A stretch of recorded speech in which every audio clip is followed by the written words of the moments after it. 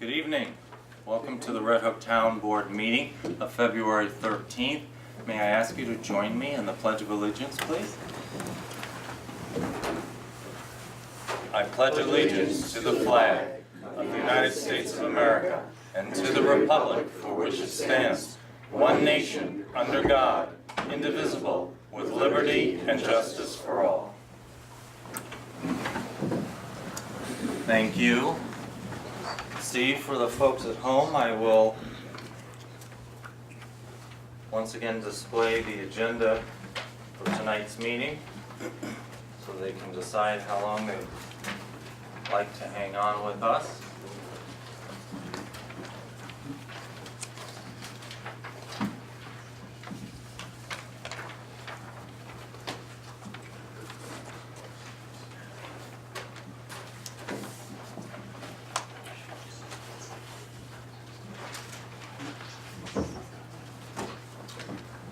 Okay. Very good. I think we're all set with that. We're going to begin tonight's meeting as we do all first meetings of the month with the Supervisors Report.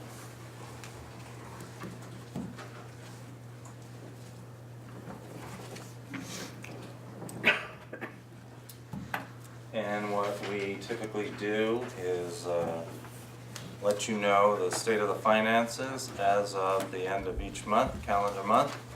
This is the report with date ending January 31st, 2018. We began the month with a beginning balance of $4,301,000, $301,589. Receipts of $498,000 and change, disbursements of $656,000 and change, for an ending balance of $3,993,260. And Harry, I'm sure you've already seen that Community Preservation Fund balance is now $987,000. Thank you, Chris. Okay, we have the clerk's report as well. Sue? Town clerk monthly report for January 2018. Total local shares remitted to the supervisor as revenue, $4,686.19. Amount remitted to New York Ag and Markets Spade and Neuter Program, $54. Amount remitted to New York State Department of Health for marriage licenses, $45. Amount remitted to New York State Environmental Conservation, $33.06, for total state, county, and local revenue of $4,818.25. Pursuant to Section 27, sub 1 of the town law, I hereby certify that the foregoing is a full and true statement of all fees and monies received by me, Sue McCann, Town Clerk, Town of Red Hook, during the period stated above in connection with my office. I also just have, I have filed with the town board my town clerk financial report for 2017, and I'll just summarize it very quickly. The total town clerk fees collected, $36,470.04. The local revenue, what stays at the town, is $22,156.01, and the state receives $14,314.03 out of the town clerk fees. The town water revenue was $112,921.78. We collected $1,355.34 in penalty for a total revenue of $150,747.16. I also have my tax receiver financial report for 2017. And just as a reminder, I also collect for the county. So the warrant is over $8 million. Over $3 million gets paid to the town. The rest goes down to the county, and anything that has not been collected goes down to the county and they attempt to collect. So that was 2017. I have one more report.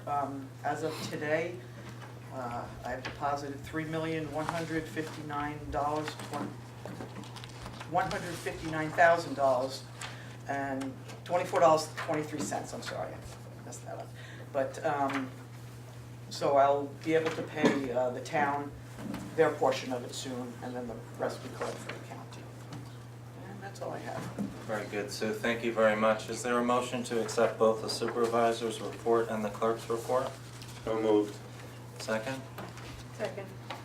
Okay, all in favor? Aye. Thank you very much.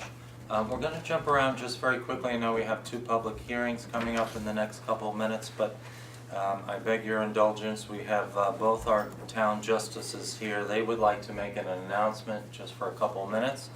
And who are we starting off with? Judge Martin, Judge Martin. alphabetically. Thank you very much, Thank Judge. you, Supervisor. How are you? I'm very well. Good to see you. You have good news for us? We've got great news. So thank you very much for having us here. It's always a privilege and pleasure being in front of the board. And amongst many good friends, I'd like to point out Judge Tweebwasser, the younger of the two. Yeah. And then we have Associate Justice Andrew Martin, who's here and follows Uncle Tweebwasser wherever he goes. And we're very happy that you're a member of the family. In any event, every year the judges apply for a grant, which is not guaranteed, and it is sent to the Office of Court Administration, and it seems as though every year we are able to succeed in getting money from the state. I would emphasize it's not guaranteed, but due to Judge Tweebwasser's efforts and perseverance and determination, we were able to obtain almost $12,000, $11,950 to pay for chairs in the back and also for surveillance and security equipment for the entire town. I would emphasize that none of that is paid from any taxes obtained by the town. It's all state revenue and at no cost to the town whatsoever, 0 cost. And over the last 10 years or so, we've been able to obtain over $100,000 for the town and for the village at no cost for the taxpayer. So we're really pleased to be able to do that, and we're very happy and very proud that we can do this for the town, and we can hopefully continue to do this year after year.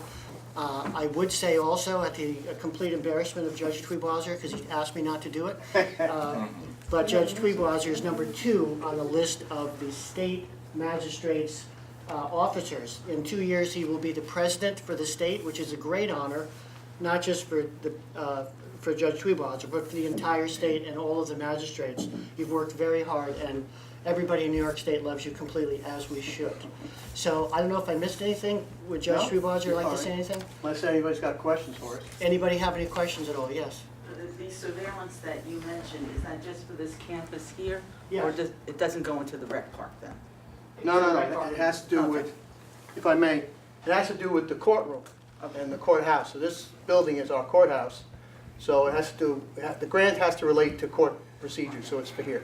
So is it inside or is it? Well, we can't get into too many details because we're on television, and it's sort of, you know. Sorry, I'm It's- just too inquisitive. Yeah, it'll be comprehensive. Whoever's out there, the surveillance will be comprehensive. No, it's going to be, you know, covering the entrances and the courtroom and the hallways leading into the courtroom. It's for everyone's safety. All right? Any other questions? Thank you. I would know one other thing. We did have a presentation with the village, and we were able to obtain for the village about $7,000 in addition to the $11,900 that we obtained for the town. So it was a good year. And we're really happy, and hopefully next year, if there's a need, we'll continue to try and see what we can do. Good to see you all. Thank you both. Thank you. Appreciate it. Thank you, judges. Only one other announcement, which is we just want to let you know that we have, unfortunately, another snowplow truck that's in the shop, so to speak. We don't know for how long, but at the moment, we've got 4 of our 6 trucks that we normally have on the road. So if there is another snowstorm in the next couple of weeks, you might notice a little delay in plowing the routes. We anticipate by the time the end of March rolls around, we'll be back to 6 out of 6 trucks. But if you do notice a delay, we do apologize. Okay. I think I'm going to hold public comment period for a little later, right after our public hearings, just because we're running a little late now. It's 7:44. And at this time, I would like to open the public hearing for local law A. And Sue McCann, would you be kind enough to read the notice, please? Certainly. Notice of public hearing, Town of Red Hook. Please take notice that a public hearing will be held by the Town Board of the Town of Red Hook on February 13th, 2018 at 7:35 p.m. local time at the Town Hall, 7340 South Broadway, Red Hook, New York, to hear all interested persons on a proposed local law number A proposed of 2018 entitled "A Local Law to Amend a Zoning Law Regarding Subsurface Utility Systems to Modify Chapter 143 of the Town of Red Hook Code to permit a subsurface utility system which serves uses in the Business 1, Business 2, and traditional neighborhood development, commercial center, TMD-CC zoning districts to be developed on a portion of a lot located outside of the B1, B2, and TND-CC districts. The amendments are designed to encourage the development of allowable uses within the B1, B2, TND-CC districts so far as conditions may permit. Please take further notice that copies of said proposed local law are available for review at the Town Hall, 7340 South Broadway, Red Hook, New York.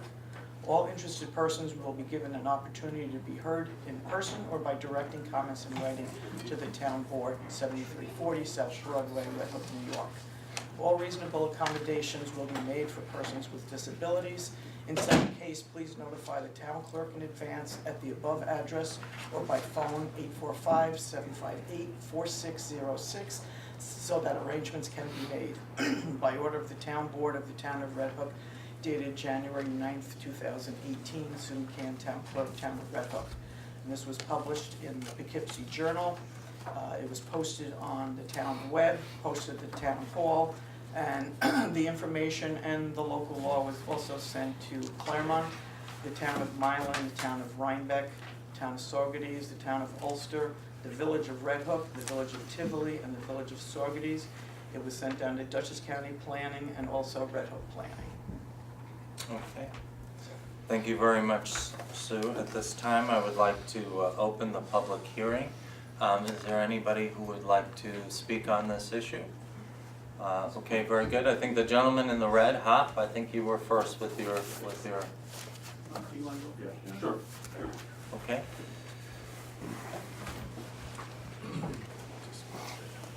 And if you would be kind enough just to state your name, that's all we need for the record. Sure. Good evening, ladies and gentlemen of the board.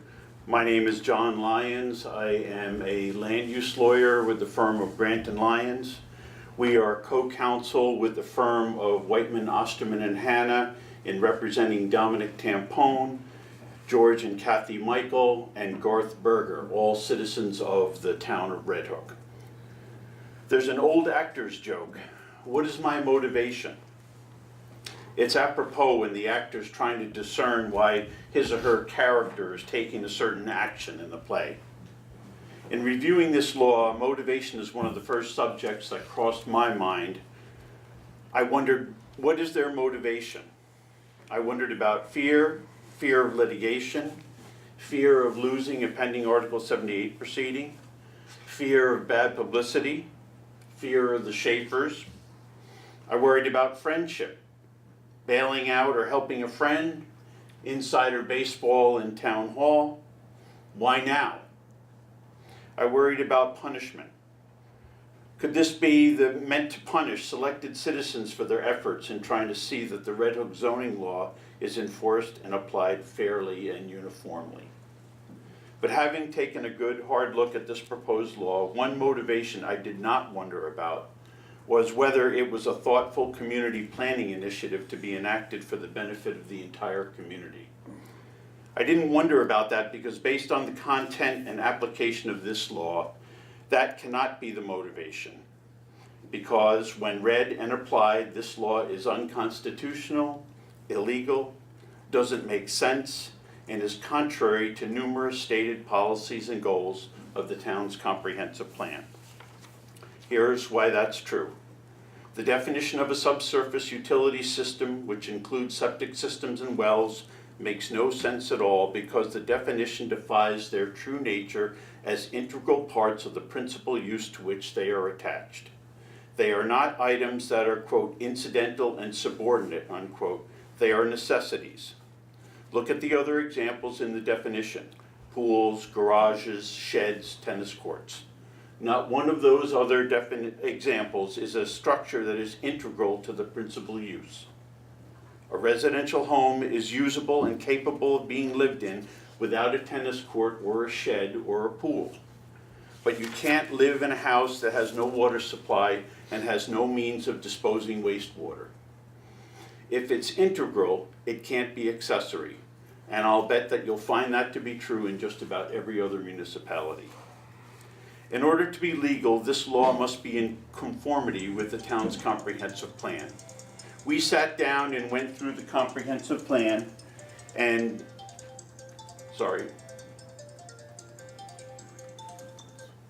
we went and sat down and went through the comprehensive plan and analyzed the plan and determined that overall this proposed law manifests a multifaceted inconsistency with the major themes of the comprehensive plan as well as specific goals and policies. I'll be handing up to you a letter from my firm which specifies our arguments regarding the inconsistencies with the comprehensive plan as well as the other arguments I'm making tonight. We also sat down and figured out how this law actually applies to land in Red Hook. In conducting this analysis, we discovered that this law constitutes illegal spot zoning. This law not only contradicts the comp plan, but when applied, this law clearly operates for the benefit of one specific landowner. At the same time, it accomplishes no genuine planning objective, nor does it benefit the community as a whole in any other way. The conclusory statements in the law that pay lip service to the idea of community benefit and consistency with the comprehensive plan are nonspecific, empty, and meaningless. Finally, this proposed law is unconstitutional. In plain English, that means that this law fails to meet a basic threshold that every local law must meet. In order to be constitutional, a local law must bear a substantial relation to the police power objective of promoting public health, safety, and welfare. This law fails in every respect to meet the measure of that test of constitutionality. The veneer is there, but when you peel that back, there's nothing behind it. But more troubling is that the defects in the content of this law call into serious question the good faith of the board in proposing this law. The good news is that you have not adopted this law yet. There is still time to do the right thing, and the right thing is to drop this proposal now, tonight. Otherwise, to adopt this law when its defects have been made plain to you during this public hearing is an act of legislative malfeasance. Thank you for the opportunity to speak. Thank you, John. And This is just my so letter and a copy of my we, remarks. we actually have your letter, John. Even Okay. though it just came in by email about 45 minutes ago, we made copies and we all have it in front of us. Okay, thank Okay? you. Thank you very much. Would anybody else like to make some comments, Hop? If you'd be kind enough just to tell everybody who doesn't know who you are, that'd be great. Evening, everyone. I'm George Michael, live at 8033 Albany Post Road, Red Hook.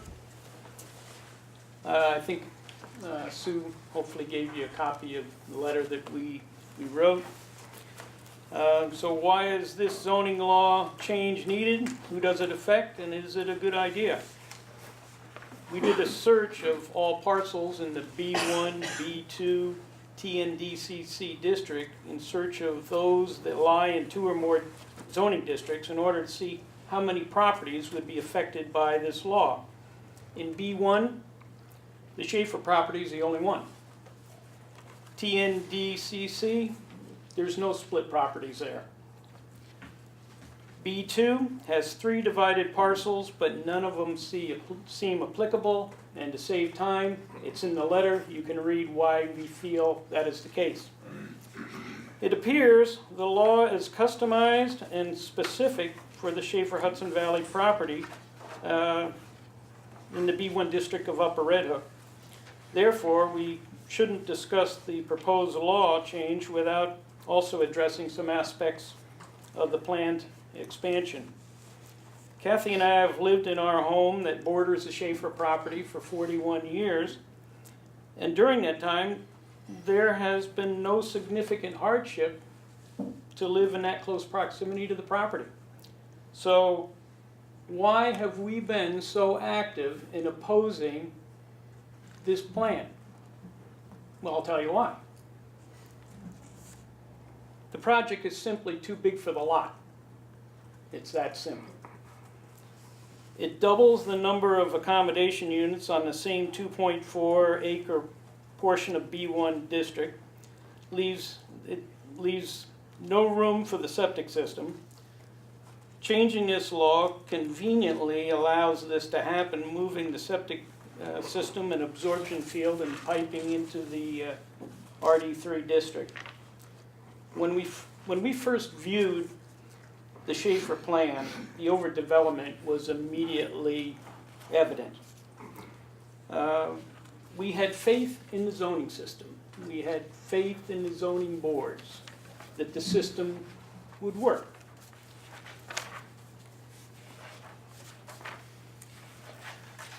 We kind of thought we'd end up maybe part of an objective dialogue that might lead to a satisfactory plan for all parties. Modestly expanded and nicely renovated facility that's sensitive to the impact on the environment, specifically the neighboring properties. There were wetland delineations and engineering results that just didn't seem accurate to us. We hired a biologist and an engineer to review the plans, and they confirmed our concerns. The project is simply too big for the lot. Our primary concern stems from the water demands that will stress the aquifer for the entire neighborhood. In the engineering report, the daily water demand is estimated to be a little less than 3,000 gallons a day. This will require multiple storage tanks and hours of daily pumping to satisfy the demand at peak times of usage. We shared the proposed plan with our plumbers, Bill and Patrick O'Farrell from Red Hook Plumbing, as they're familiar with the wells for most of the neighboring properties. The wells for the Tampone, Michael, and Berger properties are all about 85 to 95 feet deep and positioned in a line on the same shale ridge as the Schaffer well. Schaffer well goes through the same strata of rock, but it is 300 feet deep. The O'Farrells expressed concern that the increased demand would deplete the aquifer at the level of our wells in satisfying the water demand for the expanded motel.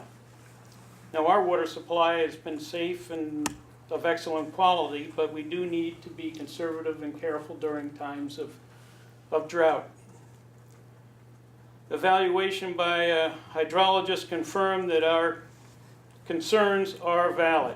If this project is allowed as proposed, there is an excellent possibility that our well will fail following a hot, dry July and August. If the existing law is maintained, the Schaffers will need to scale back their plan so that their septic needs can be accommodated on the B1 portion of their property, with the possibility of 25 feet extension into an RD3 zone. The existing law allows for that 25 feet extension into a more restrictive zone to accommodate a specific project. According to the authors of the law, anything more than that crosses a line that isn't compatible with the law's intent, which is to maintain the rural character of the neighborhood and to protect the neighboring properties. From our perspective, Local Law A will enable an out-of-scale project to change the character of our neighborhood while pumping the water out of our wells. Our zoning laws were written to protect against this type of development, and the Local Law A seems counter to the very spirit of the zoning law. Thank you. Thank you, Tom. Would anyone else like to make some comments? Linda? Oh, sorry. Linda Keelan, Pitcher Lane, Red Hook. The official town notice description does not address a subsurface utility system going into the attached property line, if that section falls in the RD3 district. Rather, it only addresses the B1, B2, TND, CC districts. 2, the proposed law was not marked as draft when posted on the official town website dated 1/16/18. 3, the inserted amendment language redefining subsurface utility system is awkward and unclear in its intended meaning. 4, there was no secret process done prior to the public notification of this law or before its first introduction in the agenda on 1/9/18 town board meeting with a public hearing set for today. 5, the town board didn't even discuss local law A at their 1/24/18 meeting or verify and assure that the public that the seeker process was completed. 6, the seeker legal deficiency was intended to speed up the process of implementing this law so one specific property could expand into a restricted RD3 zoning district, that being for the Schaffer Motel expansion. The current zoning allows for a 25-foot expansion, so this law's nefarious intent is not needed. Much money could have been saved instead of wasted. 7, the size of the Schaffer proposal is too big for the size of the property. One real estate sale notice described the number of rooms as 17. The applicant stated 10 rooms currently and wants to expand to 20 rooms. There seems to be a misrepresentation by the applicant.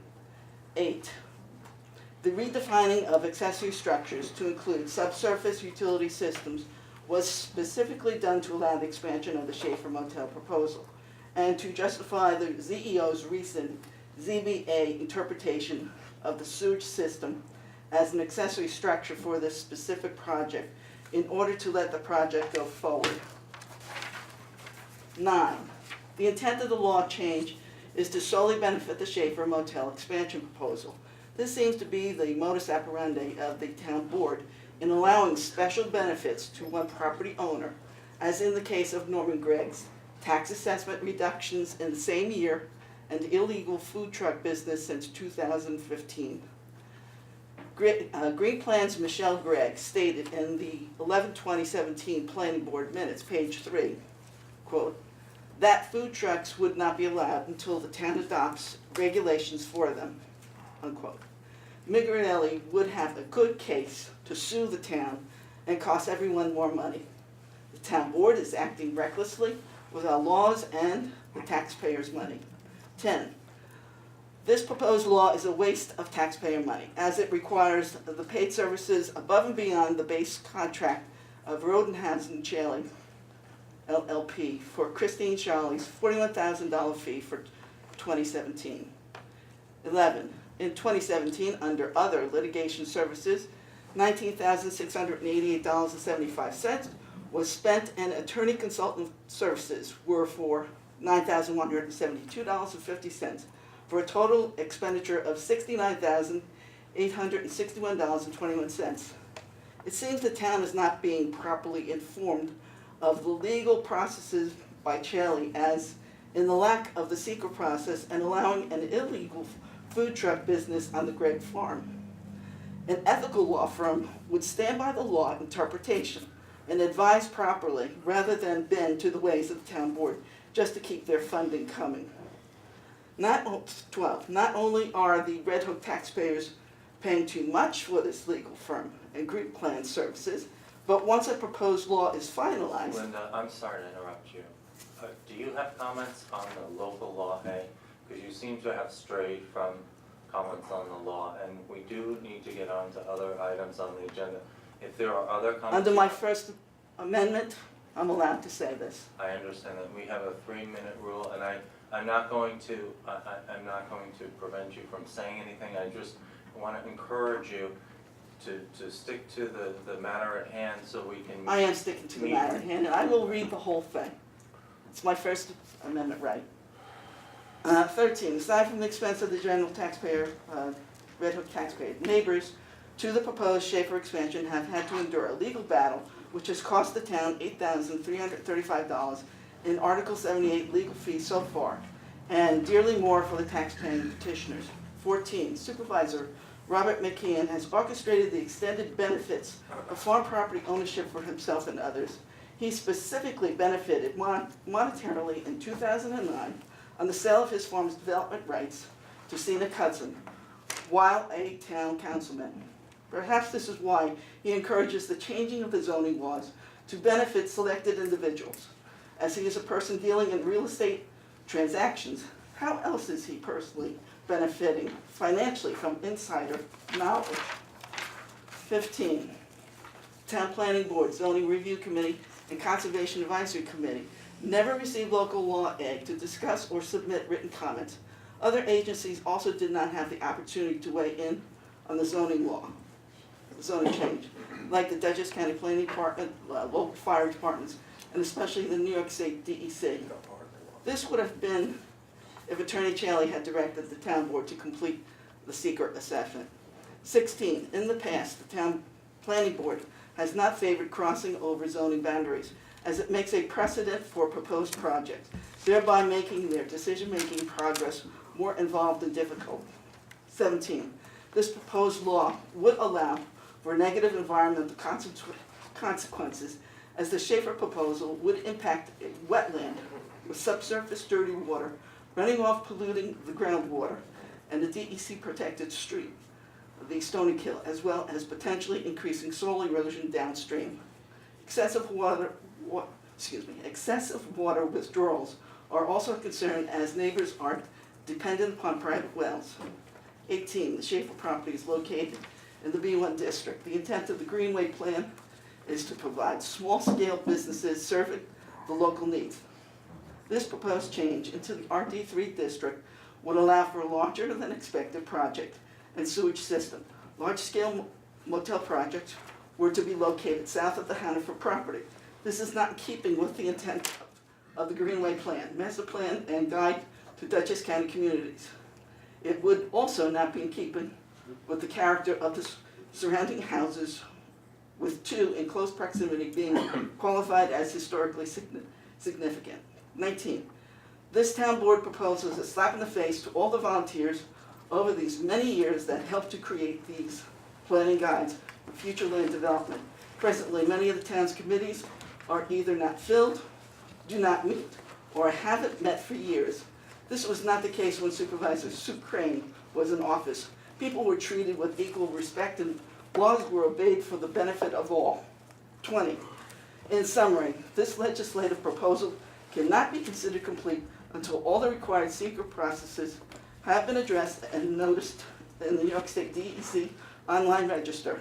If this proposal is not immediately withdrawn, another public hearing meeting will be required, as it is significantly deficient in compliance with the lawful processes and guiding town documents. Thank you, Linda. Would anybody else like to make some comments in the public hearing?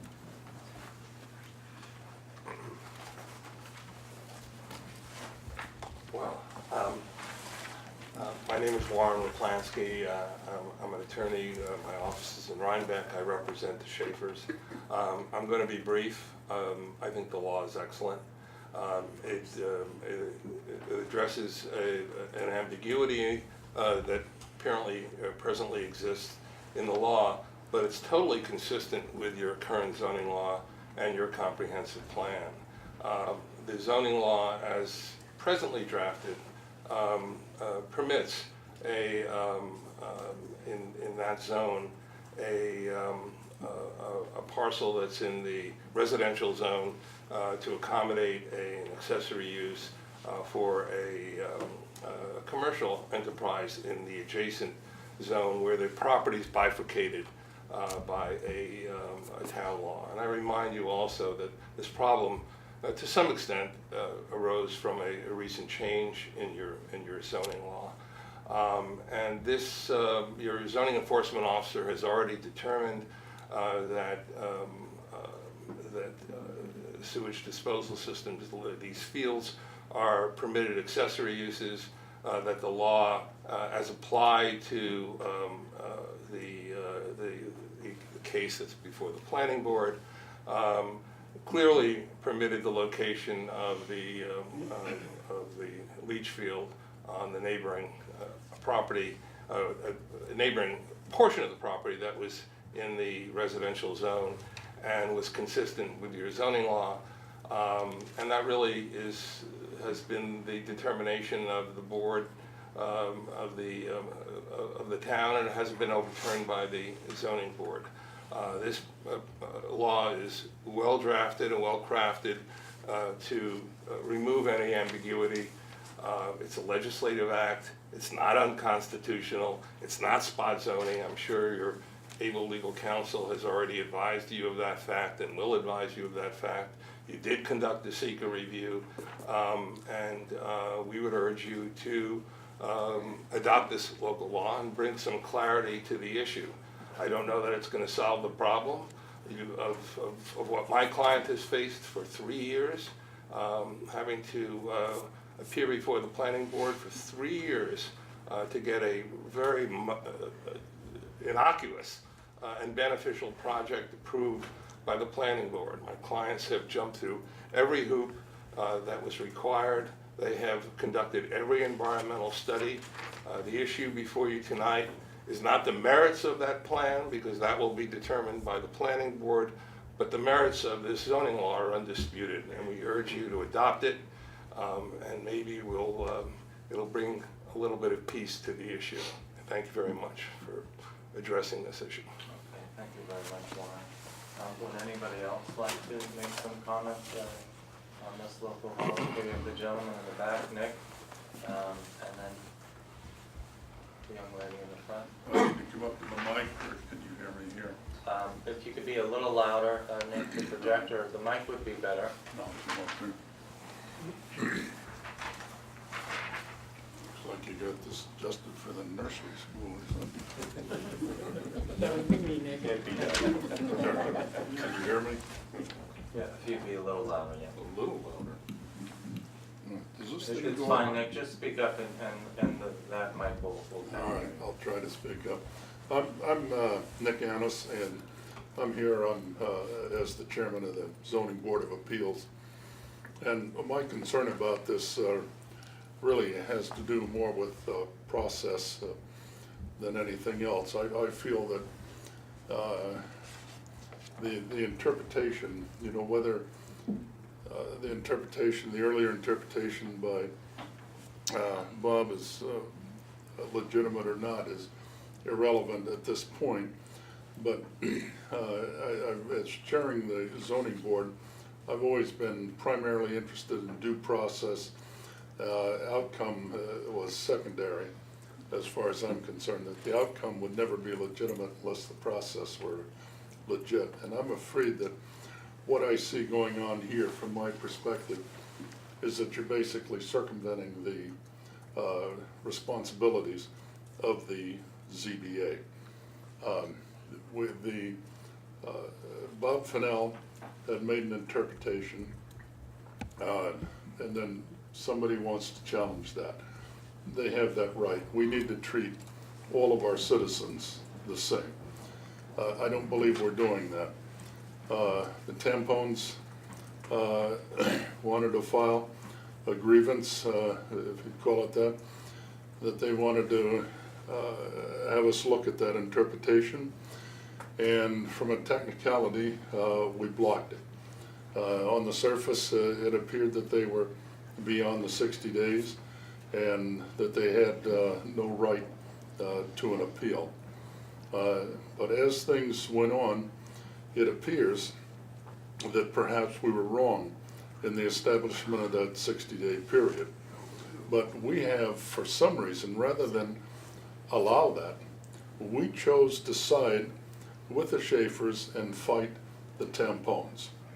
Or more precisely, it's my opinion that you, Mr. McKeon, sided with the Schaffers to fight the tampons.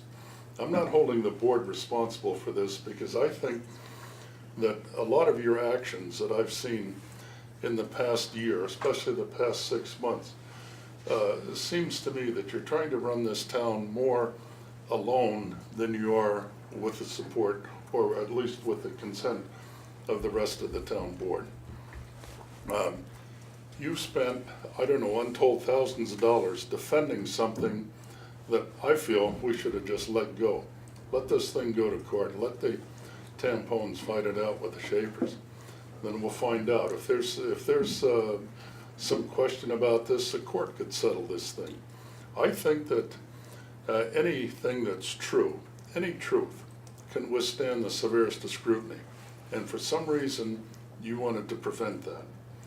And now I see this local law A appear that seems to render all of this moot after you've spent all this money fighting one of our citizens. And I think this is certainly unethical, and I believe it's probably illegal, but I don't know that. Okay. Thank you very much, Nick, for your comment. Okay. Anybody else like to make some comments? Genevieve, if you would say your name, please. Yes, my name is Genevieve Trick from Whiteman, Asham, and Hannah. I'm here with my co-counsel, John Lyons from Grant and Lyons, and I'm here on behalf of my clients, Mr. Dominic Tampone, Kathy and George Michaels, and Garth Berger. And we're here to oppose Local Law A. Hopefully you each had the opportunity to thoroughly read the letter that our office submitted yesterday. I'm not going to reread that to you, but I would like to highlight some major points. First and foremost, the law is invalid on its face. The stated purposes in Section 1 of the legislative intent state that, quote, the amendments are designed to encourage the development of allowable uses in the B1, B2, and T&D districts. However, the law actually has town-wide implications by expanding the definition of accessory structures. This would include the definition of subsurface utility systems and allows those to be located in any zoning district. It allows them to be located in districts outside the B1, B2, and T&D, including rural and residential districts that would otherwise prohibit commercial uses. This defeats the very intent of establishing zoning districts and restricting uses within those districts. The legislative intent also states, quote, the proposed amendments are consistent with the town's comprehensive plan, unquote. This is also untrue. When you read the town's comprehensive plan, there are enumerated objectives. Those are outlined in detail in my letter. But for example, one of them states that it's the town's objectives to conserve the community's natural environment, including the protection of its unique natural features and wise use of its land resources by, among other things, limiting development density within areas not served by municipal or municipally approved central water and sanitary sewer to levels which would neither impair the quality or the reliability of groundwater resource. This local law has the opposite effect of that objective. Instead, the local law permits increased development and density in areas not served by public water or public sewer.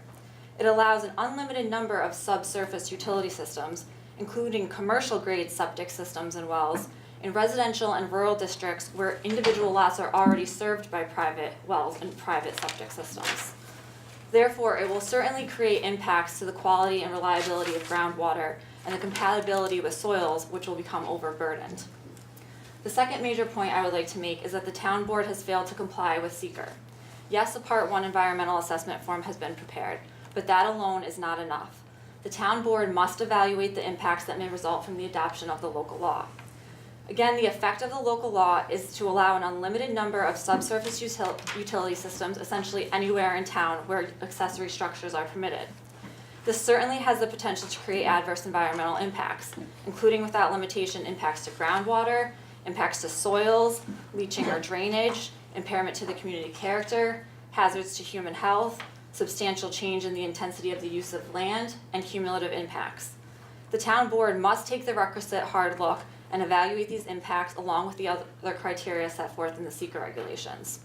New York courts have repeatedly held that when an agency fails to address an important issue in its environmental significance determination, a reviewing court may annul the decision on the ground that the agency failed to take a hard look. You've heard already from Mr. Michaels, and you'll further hear why the town board must take a further environmental review, and particularly related to groundwater, drinking water supply, and community character. And I asked the board, what studies, reports, and support have you relied upon in evaluating the potential impacts of this local law? Lastly, the real purpose of this local law cannot be left undisclosed. As you all know, our clients have been expressing legitimate concerns related to the Schaffer Hudson Valley project since it's been before the planning board over the last several years. This past summer, our clients sought a zoning interpretation related to the location of the absorption field and piping from the town zoning enforcement officer. Our clients ended up appealing that determination to the town zoning board of appeals. Rather than hear that case on the merits, the ZBA made a decision to dismiss the appeal and consented to a proposed resolution while in an illegal executive session and outside of the public eye. There's a pending lawsuit related to this matter in the Dutchess County Supreme Court. Recognizing that our clients have a high likelihood of success on this pending lawsuit, it is clear that the town has now contrived this proposed zoning amendment in an effort to make an end run around the zoning violations that our clients have previously pointed out, solely for the benefit of the Schaffer's project. Town officials have openly admitted that this local law may moot out the pending lawsuit and allow the Schaffer Hudson Valley project to move forward against our clients' objections. This is further evidenced by the urgency in which the town board is acting on this legislation. The legitimate concerns of town residents should not be silenced, and it is improper for public officials to demonstrate such bias in favor of a specific project. The town's continued pattern of bad faith will not be tolerated. In the event that the town acts on this local law tonight, our clients are prepared to challenge it immediately. However, we hope that you will do the right thing. Do not act on this local law tonight. Take a closer look and really evaluate the environmental impacts and correct the deficiencies that have been identified here. Appreciate your consideration. Thank you, Genevieve. Would anyone else like to make comments on local law A?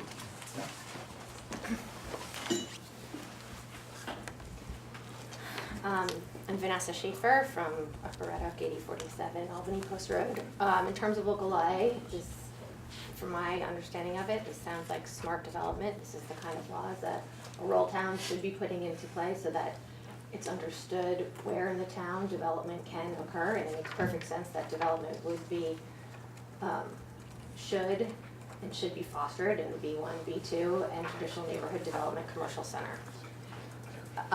An additional note I'd like to make, since my name and our project has been brought up many times this evening, is that our project has been before the planning board for over 3 years. We began with an original meeting with the task force, which was well over 3 years ago, and when we initially put our application into the planning board, zoning laws were different at that point in time. There was no issue whatsoever with where our location of our septic was at the time because lodging was allowed in the RD3. 15 months after our application had been submitted, we were well into the way of developing our design, paying our engineers enormous amounts of money in order to go forward with our design.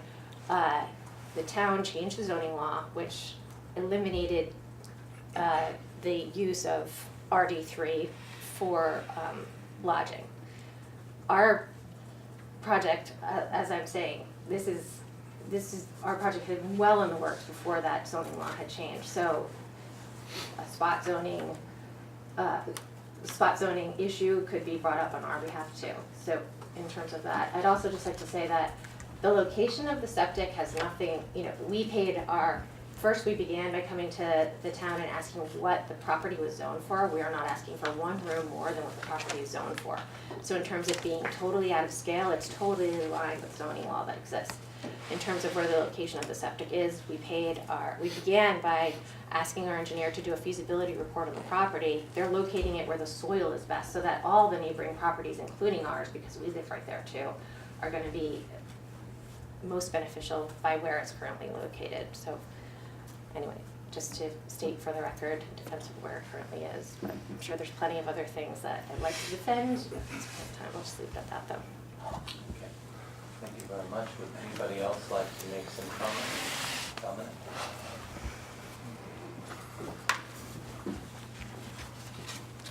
I'm Dominic Tampone. I live in Upper Red Hook. I'm sure a lot of you already know me. I didn't know so much of local law A was going to be based around a project, one project in particular, but I guess the reality and sunlight of what this is really about is coming to pass. As surprising as it is, I didn't do a lot on the specific Schaffer property, but I would like to quickly read some comments. I had a very wonderful opportunity speaking with Mr. Freeman the other day. He's the Opens Meeting Director for the New York State Department of State. He gave me a couple of references, and I'd like to read one to you right now. It's essential to the maintenance of a democratic society that the public business be performed in an open and public manner, and that the citizens of this state be fully aware of and able to observe the performance of public officials and attend and listen to the deliberation and decisions that go into the making of public policy. The people must be able to remain informed if they are to retain control over those who are their public servants. It is the only climate under which the Commonwealth will prosper and enable the government process to operate to the benefit of those who created it. That's a direct quote. I'm sure you've all seen it, and hopefully you've all read it and take it to heart. So I would say that the process this town board is engaged in is at best disingenuous, but more than likely negligent. What part of this do you feel you have accommodated and covered? That the public business be performed in an open and public manner, that the citizens be fully aware of and able to observe the performance of public officials, or that we were able to attend and listen to the deliberations and decisions that go into the making of a public policy. I personally think none of those. Let me state a few specific cases and points of where none of these tenets and mandates were fulfilled and where your responsibilities as elected officials and your obligations were not met. On January 9th, the town board meeting, if anyone were to watch it, it starts at about 1 hour and 18 minutes for those people that are at home. I invite you to watch Panda. It's very interesting of how our processes are going. And it ends at about 1 hour and 22 minutes. A whopping 4 minutes. A whopping 4 minutes of open discussion that a new law A is even in existence. A whopping 4 whole minutes letting us know that there is a proposed new law, disinformation and inaccurate information on how the law came to be, what it was about, and who it applied to. Here are some quotes to the conversations. Again, these are just a few quotes because there aren't many because it was only 4 minutes long. Mr. McKeon, we were asked to draft a proposal of the law, a very short one. It's a pretty simple law. Harry Colgan asked, this is just an addendum to the TND, right? Mr. McKeon, exactly. Yep. A few seconds after that, Harry Colgan asked, what brought this up? It seems pretty nitty, his word. Mr. McKeon, when particular projects come forward, they remind us that we have further clarifications we need to do with our zoning. So I have a few questions for the board, and I invite you to answer them. I'd like to know who asked you to draft the law. What project came up that reminded you we had to clarify our zoning? How is it that a law that changes the entire complexion of the town has such wide reach that affects so many people and redefines subsurface septic systems, wells, and utilities, a pretty simple little law? And the most important one to me, and quite candidly it should be to everyone in this audience and everyone listening, is when Mr. Colgan asked Mr. McKeon what this law was about. If it was about the TND, he specifically answered yes. Mr. McKeon, you didn't say anything about the other 2 zones. You didn't mention that the new law was redefining the definition section of the zoning law, 143.4, and definitely not an accurate or facts-based answer to another board member that Harry asked a direct question of and was not given the facts to base his vote on. Most importantly, not a correct description of the law that was clear, transparent, and would allow the citizens watching or participating to understand. If you listen to the meeting, and I invite you all to do that, and you are a resident in any district other than the TND, you would just think it only applied to the TND. On February 2, I made a FOIL asking for the prior to January 9th town meeting minutes. Why? Because January 9th was the first time this was ever discussed in public. And if there were any meetings of the town board prior to the 9th where there was any discussion of the local law, any minutes of the local law, attendees, a quorum, a roll call, where this local law was discussed, any drafts, documents, productions, reviews, discussions relating to this local law, and any meetings of the town board relating to it. I'm redundant, but that's what I wrote. February 8th, this poor lady right here, she's been getting inundated with FOIL requests from some of our team. She was kind enough to write the response, and I quote, "After a diligent search, the records you requested cannot be found." How sad. So here I am asking what's going on with the law, where is this law coming from, and how did it all of a sudden appear on January 9th, and I'm being told there's no records. Not a discussion, not a minute, not a quorum, not a draft, or not a shred of anything. I suppose this is the new definition of transparency and open government in Red Hook. So let me recap, and you'll be glad that I'm almost done. There is a law that states 3 zoning laws that are applied to. One parcel in one zone, the B1, Schaffer's. There's no other bifurcated parcel. Dr. Michael and some of the attorneys already recapped that.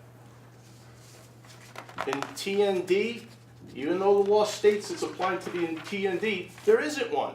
Fictitiously, the TND is in there, yet the law doesn't apply to it. And in the B1, there are only 3 parcels.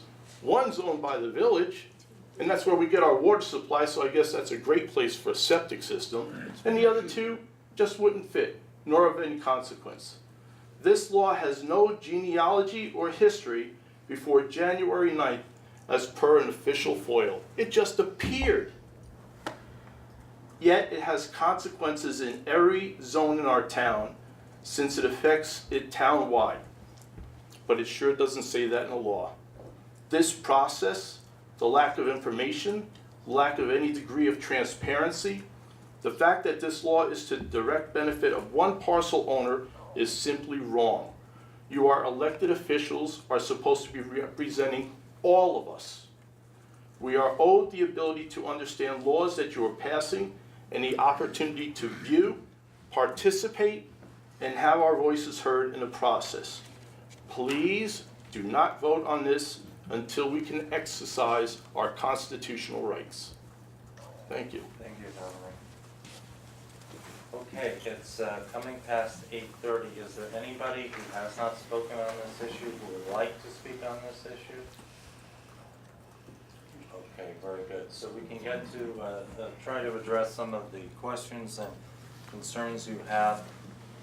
At this time, I would like to make a motion that we close the public hearing. Is there a second? Second? Okay, any further discussion? All in favor? Aye. Aye. So moved. Very good. So, thank you all again for coming. It was not always easy hearing what you had to say, but we appreciate it. And at this time, I would like to ask our attorney to the town to. You have another public hearing that you really need to. 7:45. Okay. Is there anybody who is here to speak on local law B? Local law B. Okay. So we have some idea of time. So why don't we? It's now 8:30. That's the ZBA one. That's the You were ZBA one. asking. 8:33. We're running late, so. You had a hand in the matter. I know we did. So I'm gonna go open up the public hearing for local law B, and Sue, if you'd be kind enough just to read the public hearing notice. Notice of public hearing, Town of Red Hook. Please take notice that a public hearing will be held by the Town Board of the Town of Red Hook on February 13th, 2018 at 7:50 p.m. local time at the Town Hall, 7340 South Broadway, Red Hook, New York, to hear all interested persons on a proposed local law, number B, proposed of 2018, entitled a local law relating to the reduction of members of Town of Red Hook Zoning Board of Appeals. The amendment exercises the town's right pursuant to Town Law 267-7 and Municipal Home Rule Law 10-12A1 to decrease the number of members of the Zoning Board of Appeals from 7 members to 5 members. Please take further notice that copies of said proposed law are available for review at the Town Hall, 7340 South Broadway, Red Hook, New York. All interested persons will be given an opportunity to be heard in writing or by directing comments to the Town Board, 7340 South Broadway, Red Hook, New York. All reasonable accommodations will be made for persons with disabilities. In such a case, please notify the town clerk in advance at the above address or by phone 845-758-4606 so that arrangements can be made. By order of the Town Board of the Town of Red Hook dated January 24th, 2017, Sue McCann, Town Clerk, Town of Red Hook. And that was published in the Poughkeepsie Journal, was on the town website, posted at the town hall, and that's it. Thank you very much, Sid. Who would like to speak on this issue? And if you'd be kind enough just to come and tell everyone your name. Yes.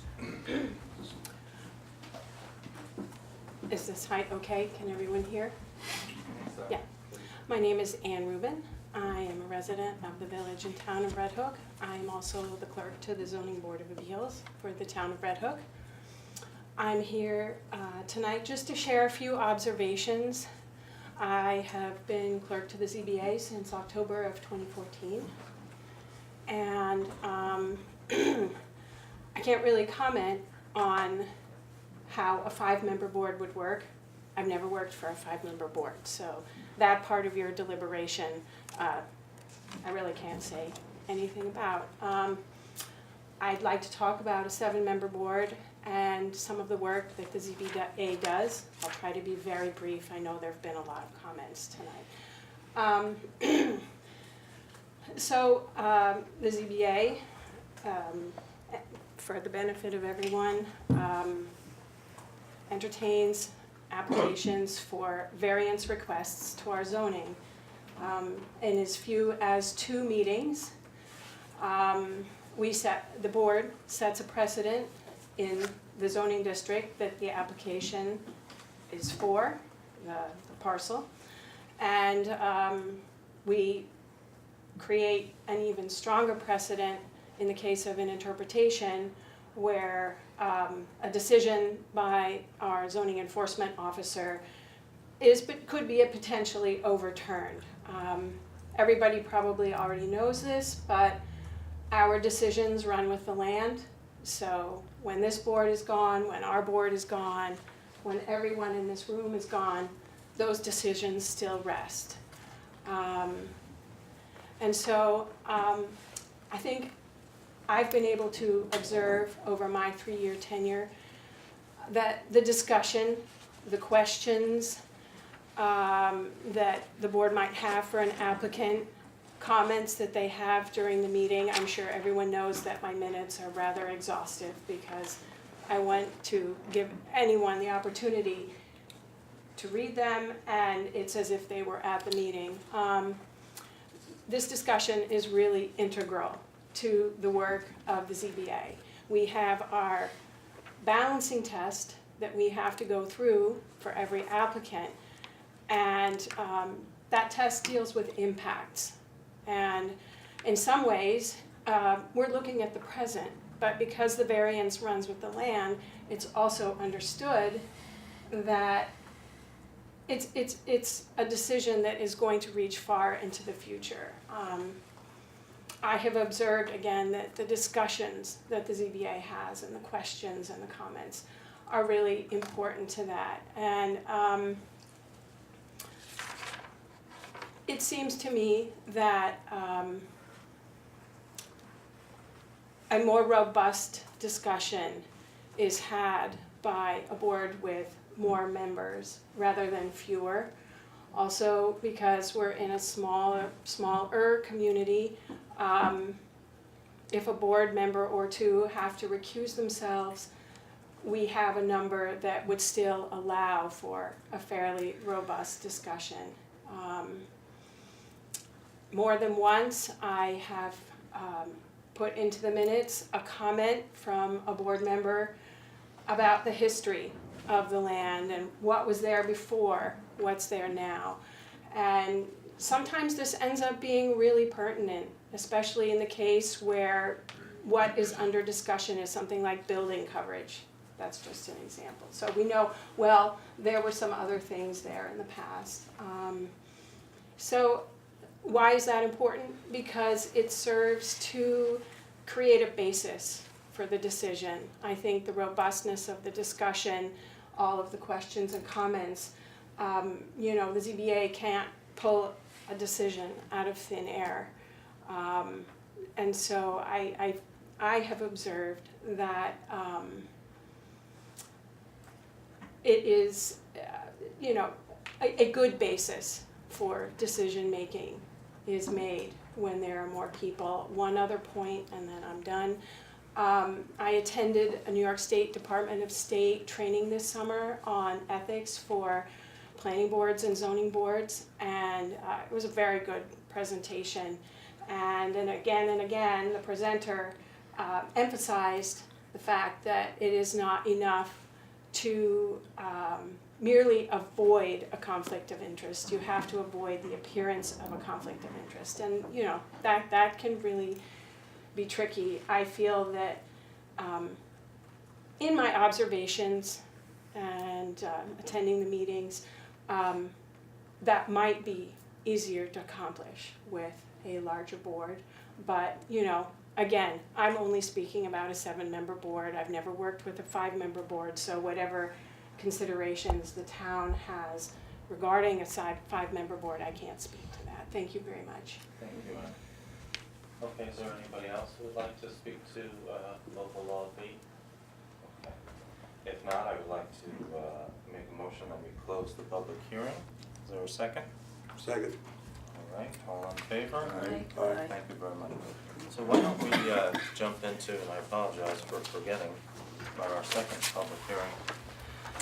Why don't we jump into the second item on the agenda, which is the discussion on local law A. Back to public comment. Yeah, and we'll get to public comment, I think, at the end of the meeting, because I know there are folks who are here to hear the discussion on local law A. So I thought we would start off where there were some comments about the law and how was the law created, and so I'm going to turn to our attorney to the town. Perhaps we can give you some clarity on that at this time. So, Chris? So, well, we reviewed the law, I think briefly at the last meeting, and we also reviewed a draft, excuse me, environmental assessment form and a CAF, I believe, as well. And the law was prepared at our suggestion to address on a policy basis an issue that had come before the building department. The building department rendered a decision, the zoning enforcement officer rendered a decision. That decision stands, and so it was, we felt appropriate to, we discussed the issue with our planner, and we felt it was appropriate to draft a law for the board's consideration that would put the issue as a policy matter before the board. The issue was one of whether, in fact, a subsurface utility system should be allowed to cross a district boundary throughout the town. And the discussion that we had with the planner was that there are two considerations to think about there in particular, just as a matter of fitting into your law. That is an appropriate measure in the very narrowly drawn zoning districts, which are your T&D and your business districts, which are fairly narrowly drawn if you think about the map of the zoning districts. But for example, you have some fairly large lot parcels outside of that, in particular along the waterfront boundary, which do cross district boundaries. And she expressed concern about those parcels and the impact of an interpretation like that on those parcels. So the law that we provided for you to consider and that we prepared for you and submitted to you would do two things. It would confirm the characterization of a utility system as one of the types of accessory structures And by the way, another way to think about that is that utilities in general are not, are often located outside of any zoning district, light poles and that sort of thing. Subsurface utility systems are perhaps a little bit different than that. But this definition, as proposed, would treat that as an accessory structure. However, again, at the recommendation of your planner, the permission for subsurface utility systems to be across a boundary of a zoning district would be limited to the business-related districts, because she felt that that would have a minimal impact on the town as a whole, would limit the impact of that, but also would support the Centers and Green Spaces initiatives of encouraging development within those identified areas, those very narrowly defined identified areas. So that was the discussion that preceded my presenting this draft to you at the last meeting. And this was our proposal for you to look at the policy issues around this issue. As you know, the issues around the specific analysis of a project are for the planning board and not for you. So any issues that relate to, whether any particular project, is appropriate to a particular site, those are for the planning board.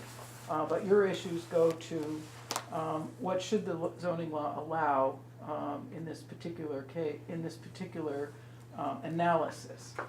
We're not looking at particular cases, but we're looking at definitions and policy definitions.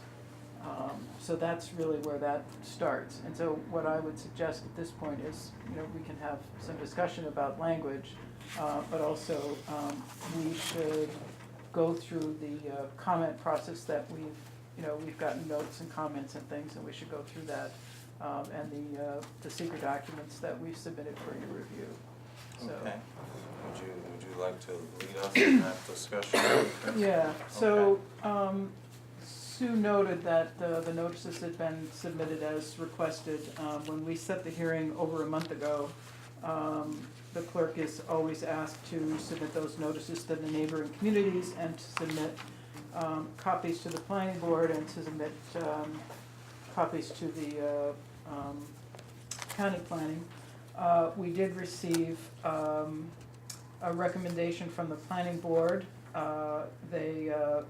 They asked one question about the text of the law, but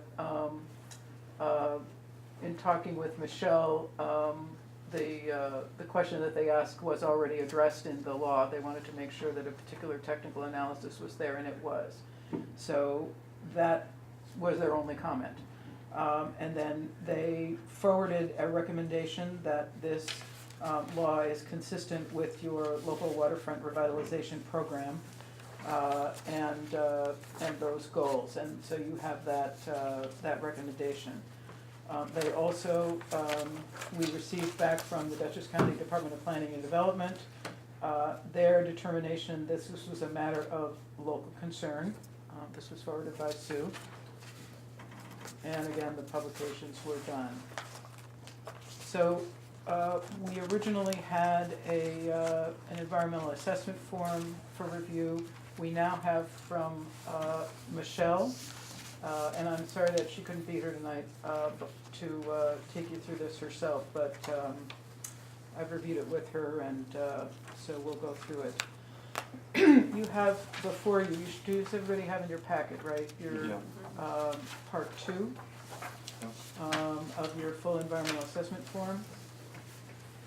So we have,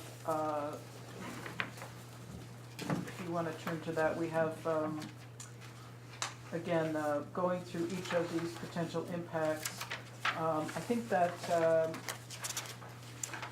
Michelle has completed impacts on land as being no.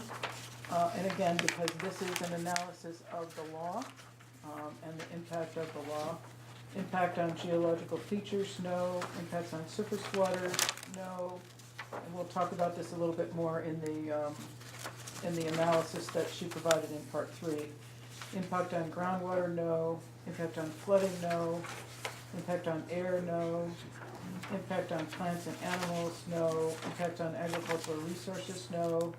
Impacts on aesthetic resources, no. Impacts on historic and archaeological resources, yes. And she's indicated that small impact may occur, and we're gonna, and we'll see in the part 3 that she's prepared that analysis, so we'll come back to that. Impact on open space and recreation, no. Impact on critical environmental areas, no.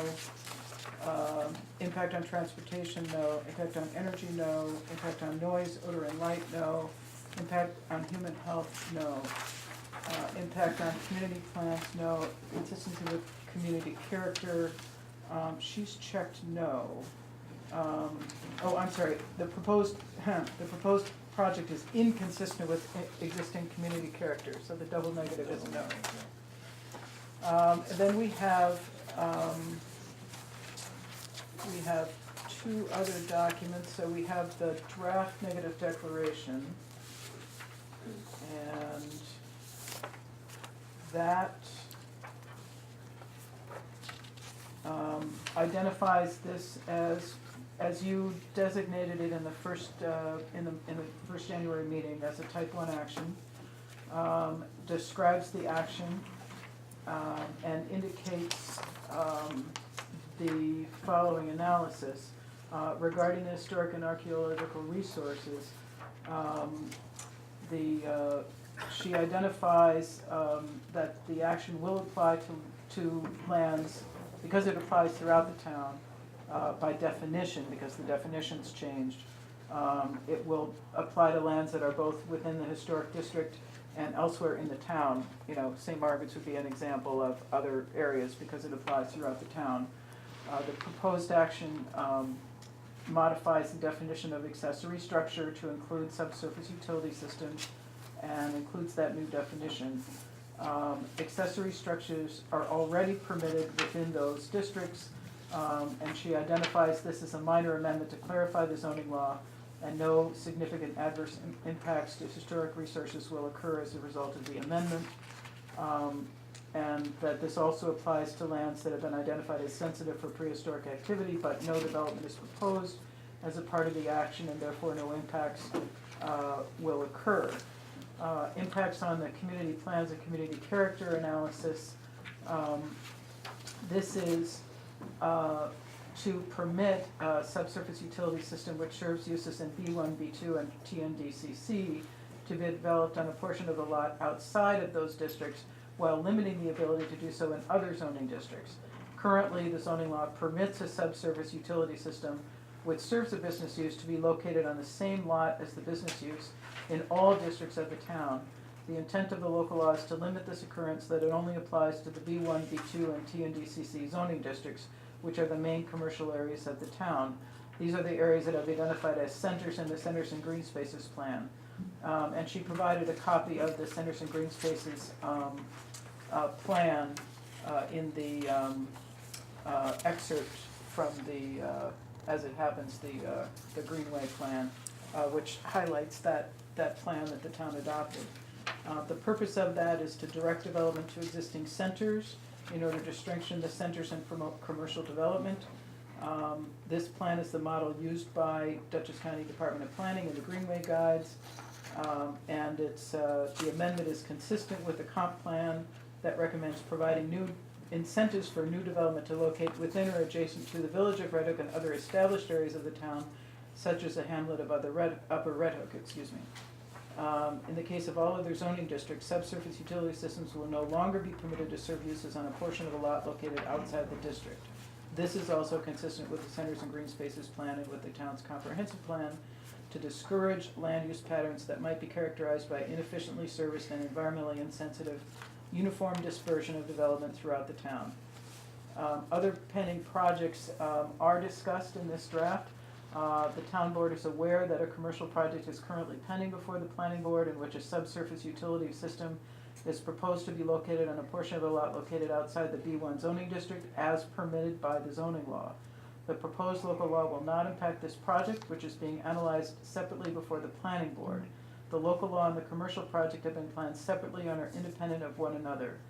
The purpose of the local law is to limit the areas of town in which a commercial subsurface utility system may be located on the same lot but in a different district, as a commercial use so that it only applies in the B1, B2, and TMDC districts, the main commercial areas of the town.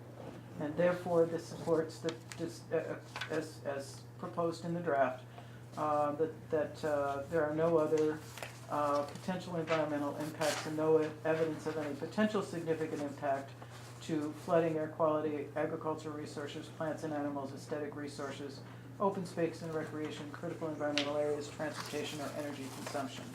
That is the draft neg deck that was prepared by Michelle. We also have a draft of a local waterfront revitalization program consistency determination, which was, again, prepared by Michelle. And this is, as you know, each time we examine a matter and undertake seeker review of a project, where the project can have an impact within our waterfront area, we need to also consider the waterfront policies that we identify in our local waterfront revitalization plan. So Michelle has prepared a draft of that for you that was circulated previously, and you to the planning board, and then you have a copy of that and also a copy of the same essentially attachment that the planning board reviewed with the same proposed findings. That it is not inconsistent with any of the identified waterfront policies, and Michelle's analysis is that pardon me, the only amendments to the zoning law that will apply town-wide are modification of the definition of accessory structure to include the term subsurface utility systems and the inclusion of a new definition of a subsurface utility system. The purpose is to clarify that subsurface utility systems are an example of an accessory structure. The substantive amendment to the zoning law to permit a subsurface utility system which serves uses in certain districts to be developed on a portion of a lot outside of those districts applies only to B1, B2, and T and DCC, none of which are located in the coastal area, that being the local waterfront revitalization area. Since the proposed amendments regarding subsurface apply only to lands outside the coastal area, no significant effect on coastal resources are expected to occur. No development is proposed as part of the action, and therefore no direct impacts would occur. So that's the draft of the local waterfront revitalization plan analysis that's been prepared for your consideration.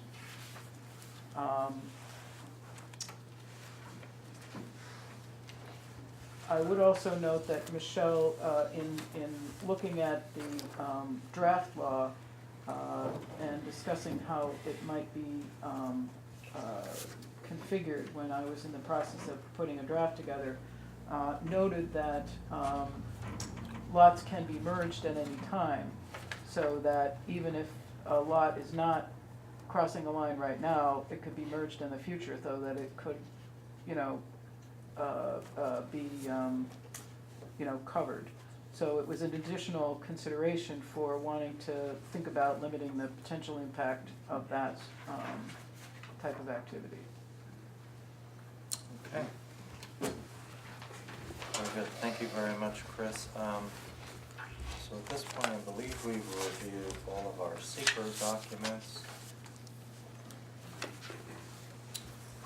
Let's see.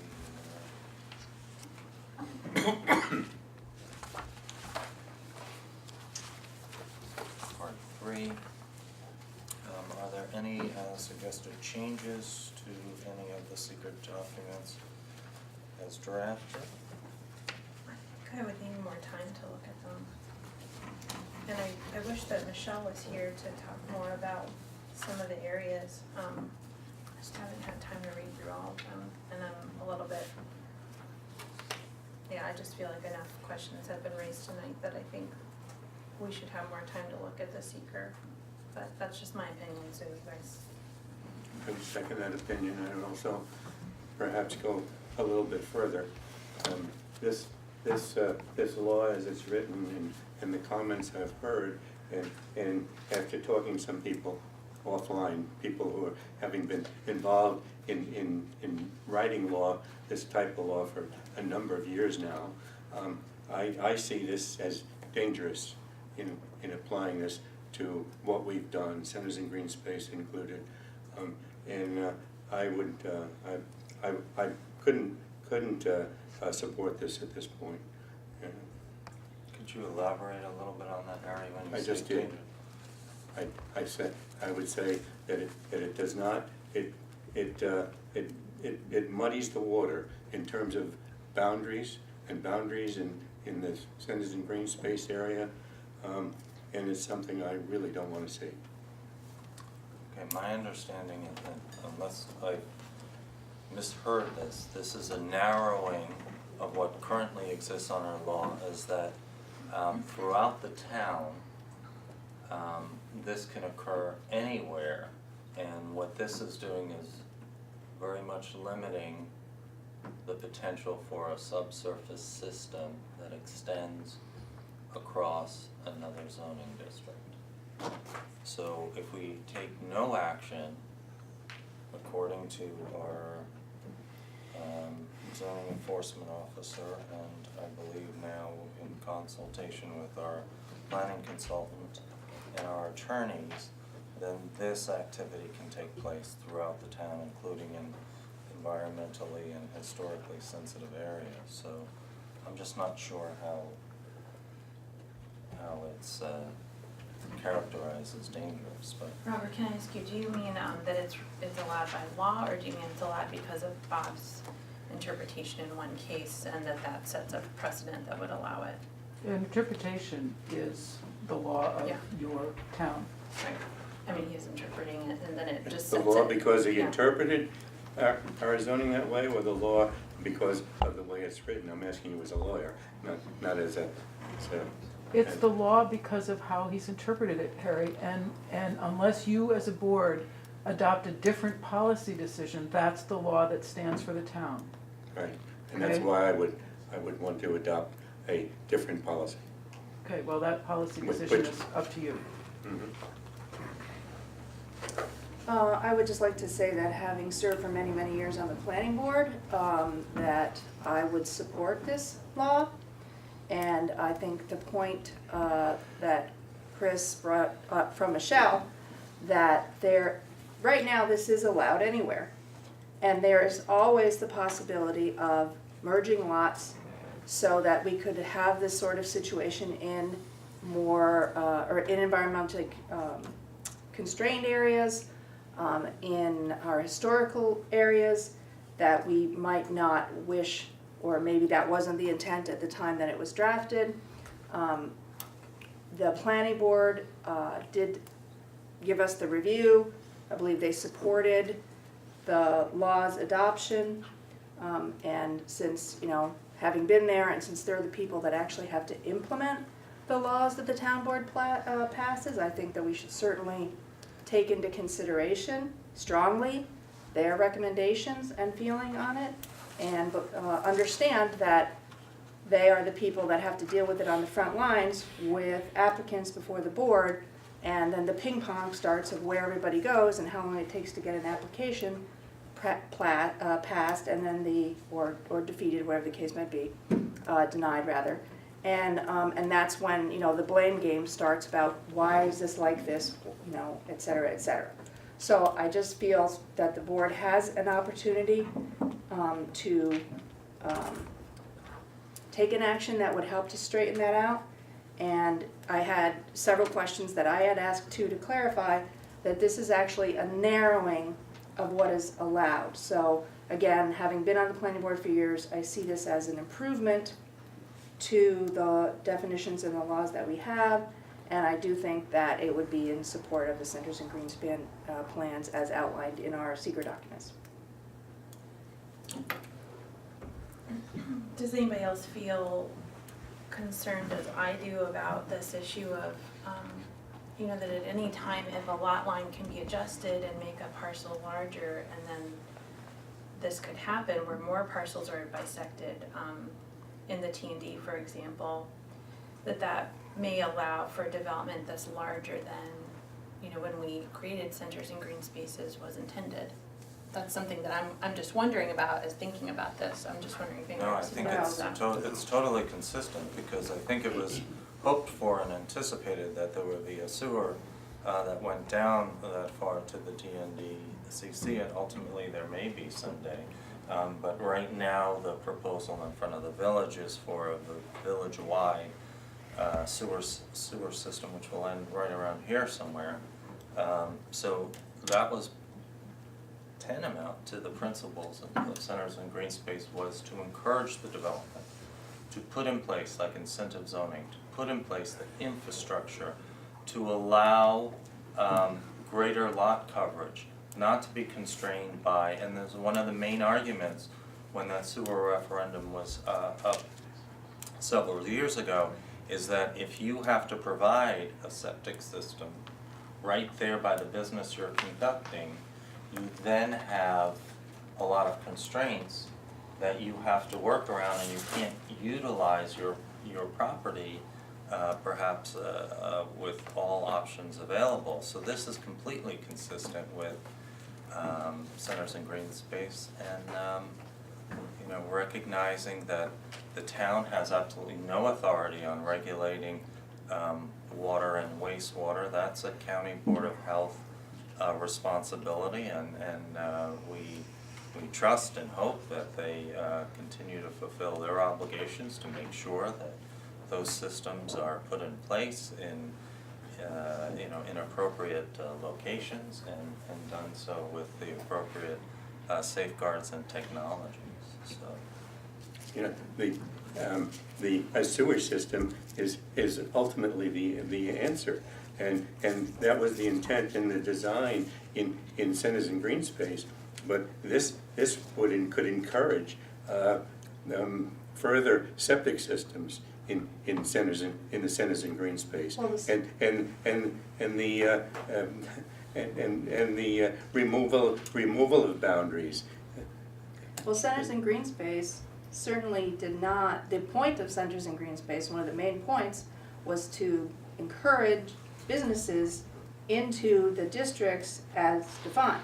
Right. And to I would- support the hamlets and village centers. And I was a part of that, and I agree. Exactly, so to have this ability within those districts, so what we're doing is saying in those business districts, and only in those business districts, where we are telling you we want you to have businesses, we're clarifying that this can happen. Not in, you know, other districts anywhere in the town. We want, this is where we have decided through Centers in Green Space to put the septic businesses. systems there. Well, the reality is we're never gonna have sewers throughout the whole town. Well, I So hope, there's always I hope gonna we do be- at some point. I Well- think it's essential in Centers in Green Space, because the parcels are so small. We can't actually operate with these small parcels. The whole intent of Centers in Green Space was to make things compact as Right, usual. so we're never And- gonna have and- septic, And the I one mean, sewer development that's systems. designed essentially has done that. It does have a community septic field, but it has a sewage system that takes all the sewage to that field. So it is a, and. Which and- project, where are you referring to, I'm sorry? Hoffman, he's talking The about. Hoffman Right, project. yeah, okay. And that's the kind of thing that would be done there. And to. Which is in the TND district, Yes, right. yeah, but And so this is talking about the, you know, proposals within that same district, within the TND and the business districts as defined in the Centers in Green Space plan. Yes, and that's exactly what I wouldn't want to see. so you would like to eliminate this possibility townwide, instead of reducing it to a very small area, which is the lands adjacent to the commercial districts. You would like total elimination of this possibility, is that what you're suggesting? Yeah, if anything. Okay, all right, And- well. And sorry, I would just say that that's what I'm also saying, and that I'm saying I need more time to see the costs and benefits of doing that versus doing this versus not acting, whatever. But that's just me, again, and if everybody else feels strongly about going forward, that's just my opinion. Well, I don't think that one precludes the other. I mean, we can do an analysis of removing this. I mean, I think we're all very aware of our commercial districts. They're very narrow. They're not very deep, the properties. And so, you know, of forcing location, changing our current law to force the location of the septics on the TNDCC right by our newly constructed sidewalks, for instance, I think is counter to what we've said, is we want those businesses to be able to have a critical mass so that people will walk to them. I'm certainly willing to in the future take a look at whether or not it makes sense to eliminate this, but I don't think I'm gonna get there, frankly, because I think this is smart, to keep it for these commercial districts and the lands adjacent to it. But just going back to the question Harry had asked before, we're in this position because of that interpretation, is that right? Like before Bob made that interpretation, it wasn't written law that this could happen.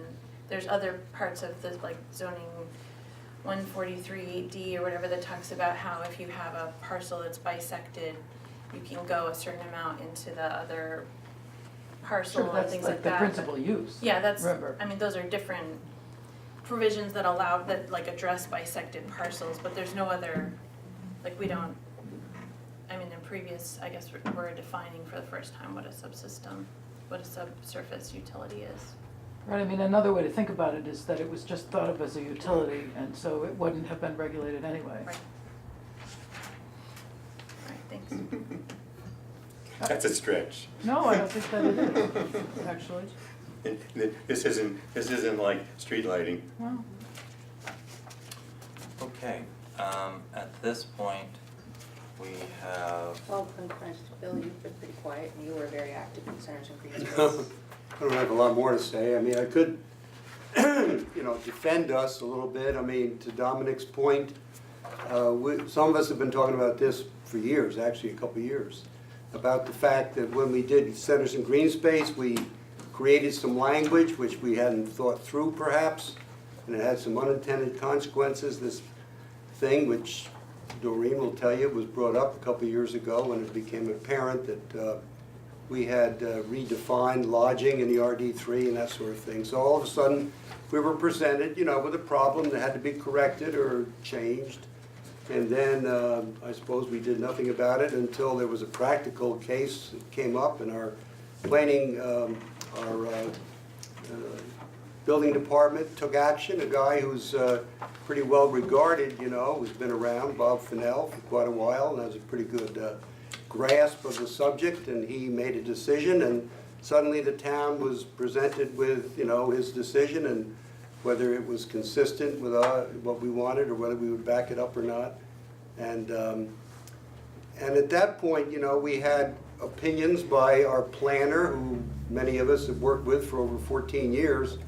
So we had come to trust the fact that the planner for the town had an idea of how to correct the situation or how to address it, and it was not, created to satisfy a particular citizen or family like some people would suggest. It was not crafted with any ulterior motive. It just happened to come at that time when we had to do something about it. And the lawyers then and the planners put it together as the usual process to ask somebody to draft the language of what was a fairly simple amendment. And that's the way it went down, So, I mean, there's plenty, a lot of people have known about this, or they would have or could have if they wanted to. And it's, it's a big deal to some people. Maybe it's not a big deal to other people. But it's just one of the things that we do. I mean, it's what happens in creating zoning and changing it as situations change. The people involved, for example, in this room, you guys have a lot at stake because you're in litigation, and I wish you luck on either side. The lawyers on either side both of you sound good, But where that goes, who knows? But as far as our purposes go, it seemed to be the right thing to make that change in the law and to make some adjustments. If it happens to help one side or hurt another side or whatever happens, I don't know. But as far as I think the town board of Red Hook goes, it's just a matter that we have to address. We should do it. We got to do it now and go on to the next subject. okay, very good. We have a resolution regarding a seeker determination of non-significance. This would be resolution number, I think before you do that, you might Sorry. wanna consider the our LWRP finding. LWRP, yes, we Would you do didn't that? vote on that, my apologies. Been a long night, we're just on item number 2. LWRP, so, I had asked earlier, were there any recommended changes to the LWRP Yeah, determination? to make one other comment, I mean, you know, Hop, I mean, I understand what you're saying about the water situation, you know, all the straws in the aquifer.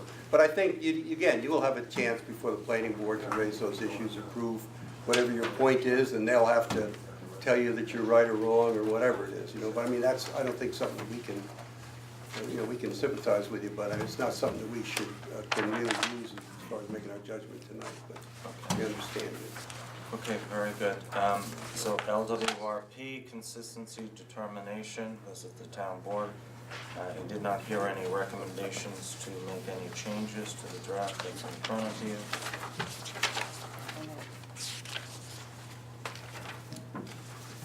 At this time, I would entertain a motion to approve the LWRP determination. So moved. Second? All in favor? Aye. Aye. Yeah. Okay, You aye or I nay? mean, it is Aye. consistent, I mean, it's Aye. not, I just didn't hear vote. yeah, It- fine, it's- yeah. it Okay. really isn't changed. It doesn't affect the coastal areas, so, yes. okay, then going back now to our resolution regarding a seeker determination.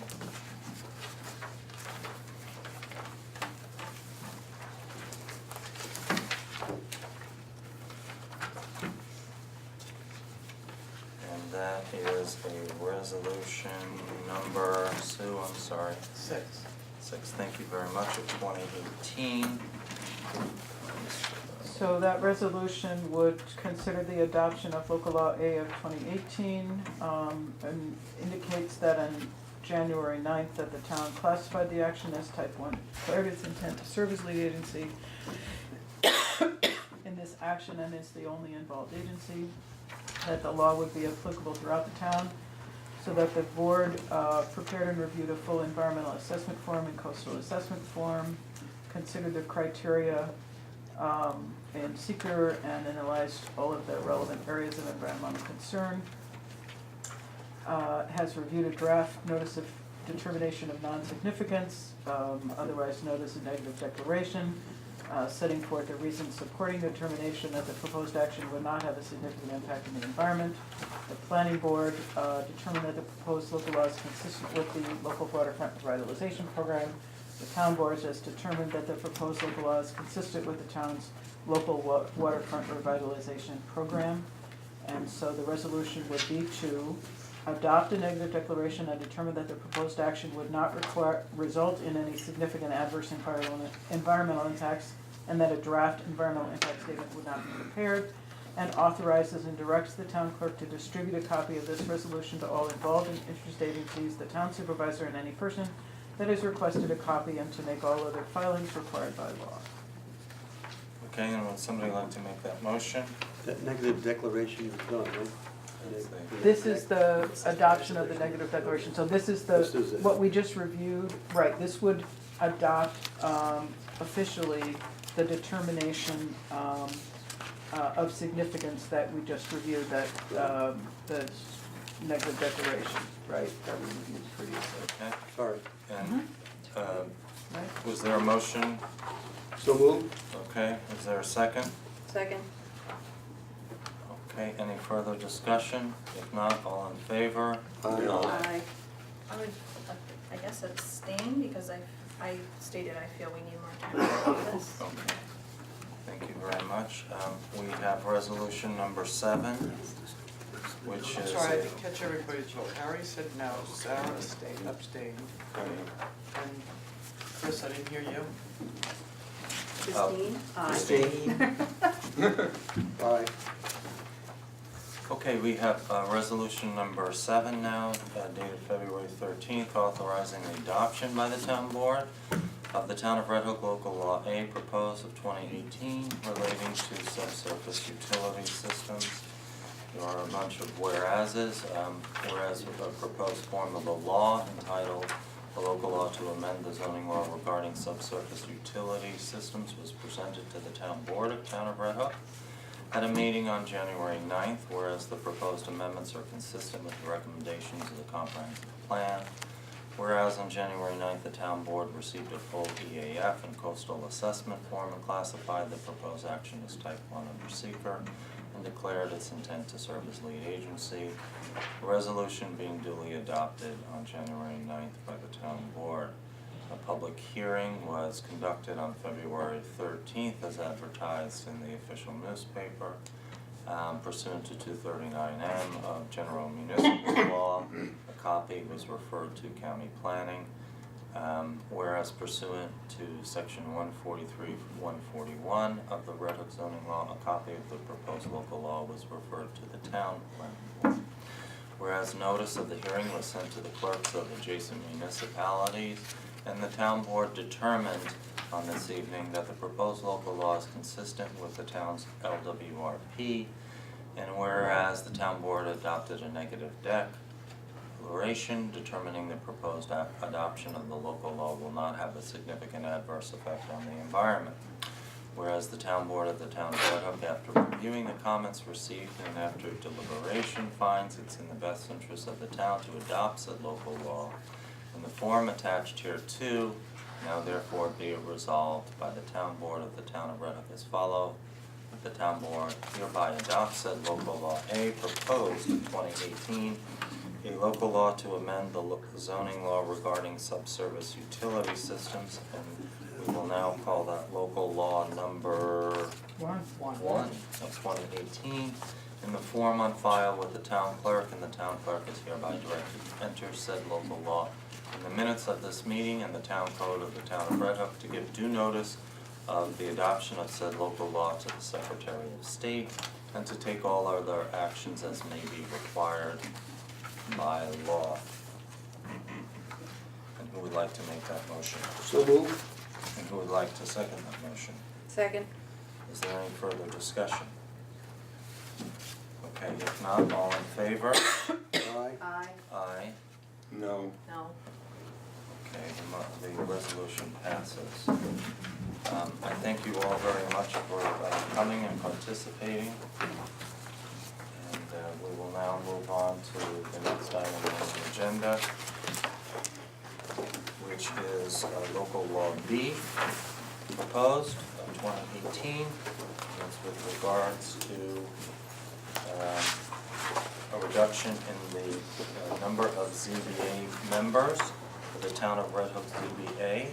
For the folks at home, you should know that New York State law requires that a zoning board of appeals have either 5 or 3 members on it. We have been for many years grandfathered into the position of having 7 members.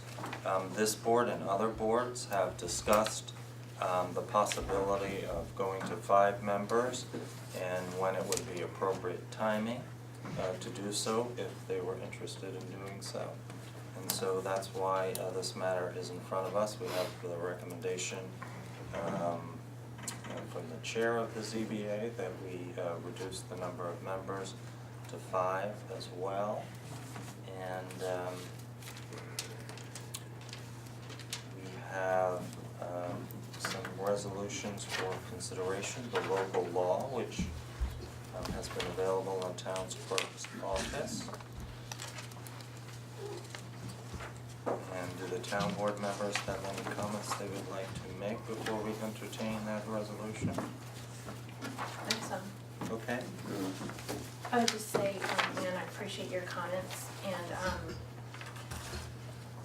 some of the most robust and interesting and well thought out discussions I've ever seen by ZBAs happened with 5-member boards. I'm thinking of Rhinebeck Village and Town specifically, and also Hyde Park.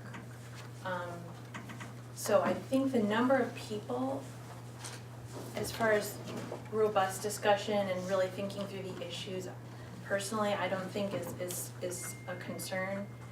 But I hear you on the rural area issue and you know, that because we're a small town, we're more likely to know each other, and so you're more likely to have to recuse yourself, and I agree with you completely in the state's recommendation about avoiding even the appearance of impropriety when you're considering an issue before you and recusing yourself when you think it's a situation where you should do that. So I do think that if we make this decision to move to 5, which I support, I think we should strongly consider making sure that we always have 2 alternates as we're allowed to do, and we haven't always fulfilled, you know, had those spots filled, but we should make every effort to do that so that people feel they can recuse themselves and not damage the process. And yeah, I think this is a good decision at the right time. And we've talked for years about doing this, and we've got the chair's support on it, and so I think it's a good idea. Okay, is there any other discussion? Anyone would like to add? Okay, if not, we have Town of Red Hook Resolution number 8, is that correct, Seth? Yes. Authorizing the adoption by the Town Board of the Town of Red Hook of Local Law B proposed, which would now be Local Law number 2 if adopted. Relating to the reduction of members of the Town of Red Hook Zoning Board of Appeals, whereas a proposed form of Local Law B, entitled the Local Law Relating to the Reduction of Members of the Town of Red Hook Zoning Board of Appeals, was presented to the Town Board at a regular meeting held on January 24th, 2018, whereas a resolution was duly adopted by the Town Board, setting a public hearing this evening. Whereas a notice of said public hearing was duly advertised in the official newspaper, and the public hearing was in fact held this evening. And the Town Board has determined that the proposed local law is best described as a local legislative decision concerning routine administration and management, constituting a Type 2 action, not requiring review under the State Environmental Quality Review Act. Whereas the Town Board of the Town of Red Hook, after due deliberation, finds it in the best interest of the town to adopt said local law in the form attached hereto. Now therefore be it resolved, the Town Board hereby adopts said local law be proposed, now referred to as local law number 2 of 2018, entitled A Local Law Relating to the Reduction of Members of Town of Red Hook Zoning Board of Appeals, in the form attached hereto and made part of this resolution, and the town clerk is hereby directed to enter said local law in the minutes of this meeting and in the town code of the Town of Red Hook, and to take all other actions as may be required by law. And So moved. Can I ask one question? In the law, it talks about the current positions that are ending, and there's one listed here as 2023. On my list, I don't have anybody in 2023. That's, I think, Sue, I think you have somebody listed as 2016. Right, because But they were there's- not reappointed in 2016. No, I understand, but the position itself is actually, the position that would be open would be one to 2023. So that 2016 position, That wasn't reappointed, that would, it would be. right, him that's the alone. one that it would be, right, Okay. correct. Okay. So, I'm sorry, we had a motion, we had a second, is that correct? No. We didn't have a second. Second. Okay, Christine, seconds the motion. Is there any further discussion? Okay, if not, all in favor? Aye. Thank you all very much. Okay, we are now moving on to the third item of the agenda. When does that go into effect? I'm sorry? What? When does that go into effect? The law goes into effect when it's filed with the state, Right. which typically is a certain amount of days, a handful of days. It gets sent out routinely the following day by our town clerk. So it's effective this year. It will be effective in a few days. It won't be effective tomorrow. Okay? All right, very good. So we are on the third item of the agenda. I'm sorry, the fourth item, which is reorganization We had some communications from the Economic Development Committee.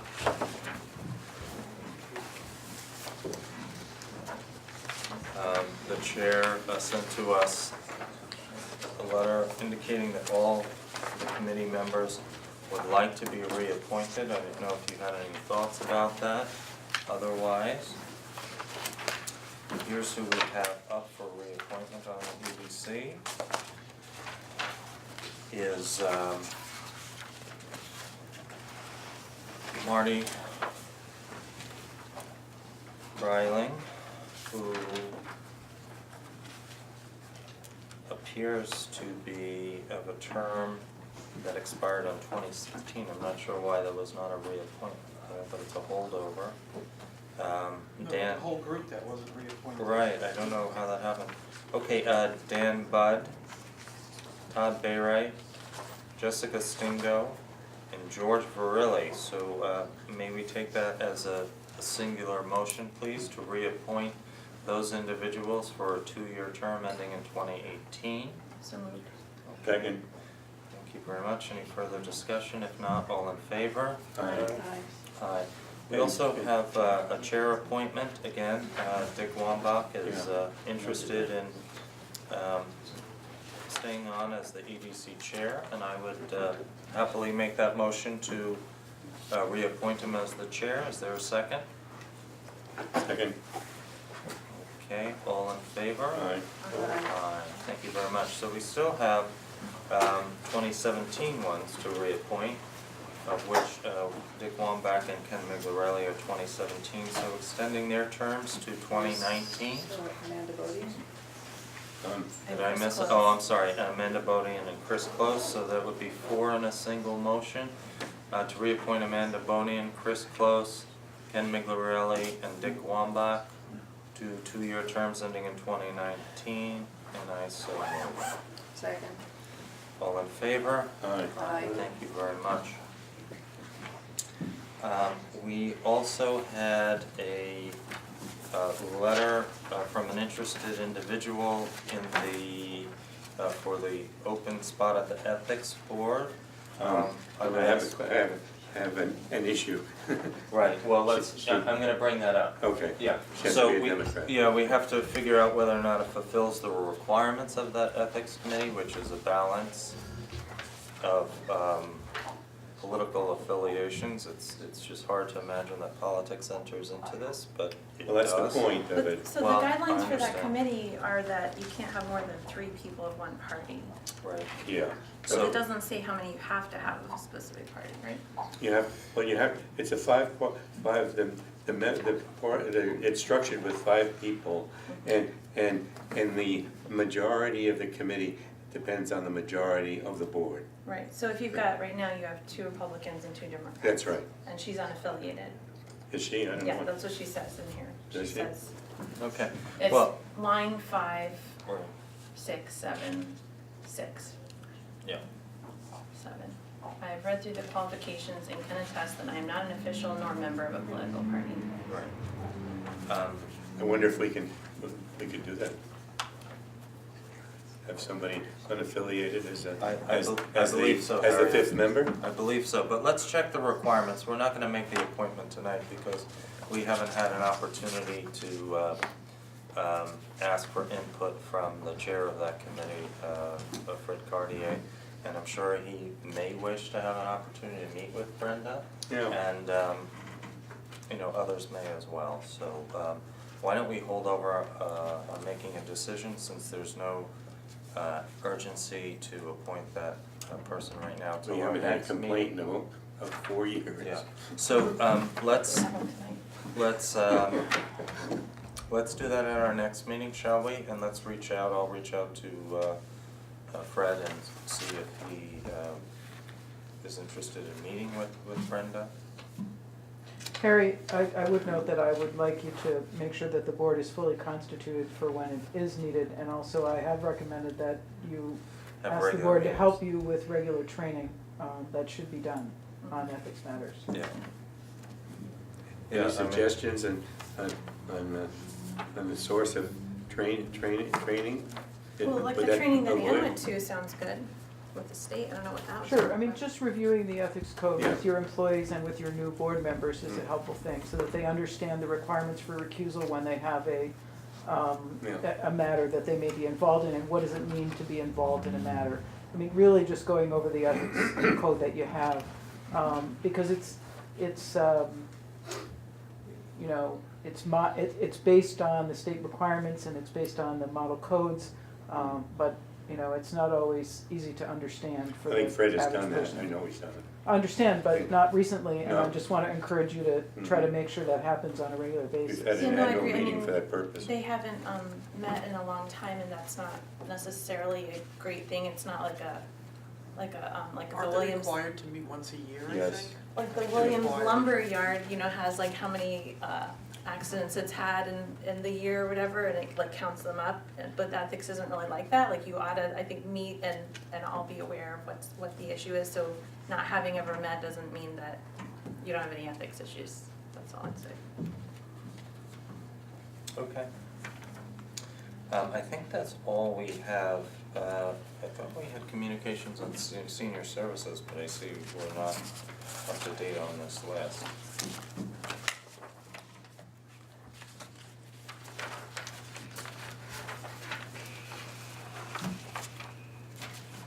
Yep, so we'll have to check with senior services and the rec commission. I thought we heard from the rec commission too, but I see. Yeah, I'm sure you did. Well, I I thought, think he said they're all okay. I Yeah, I thought, thought we said they were all I okay just with that. don't see that communication, unfortunately. month.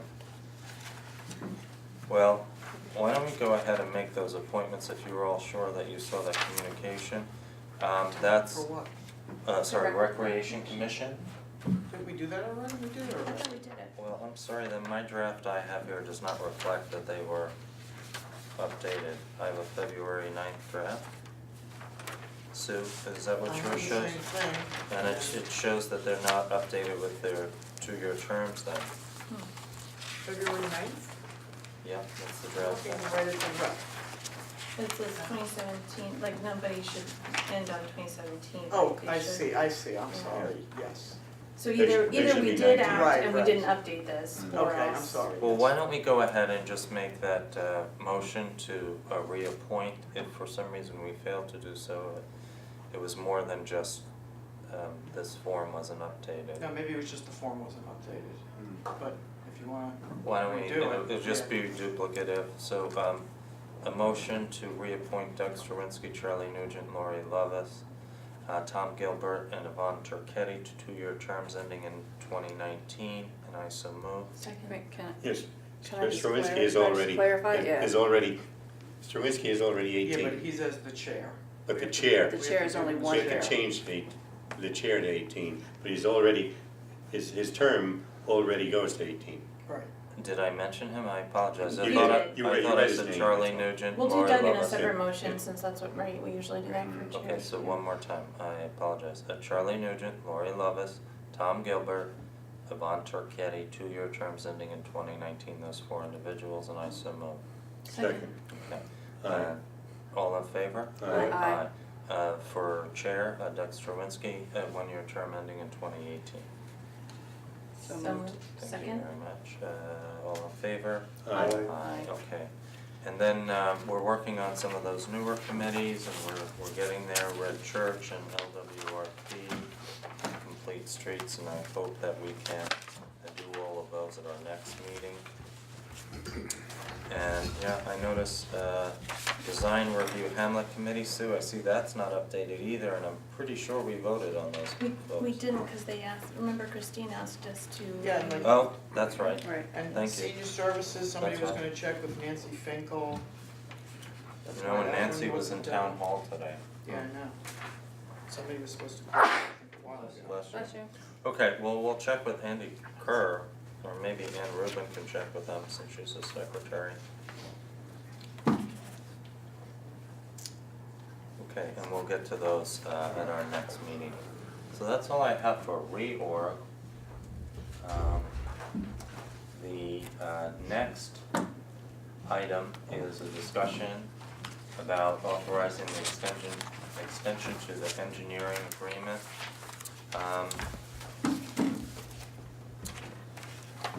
Kuhn, Ted Kudzi, Dexter Winsky, they included me in the meeting, who reviewed a couple of bids from our current engineers with regard to the rec annex properties.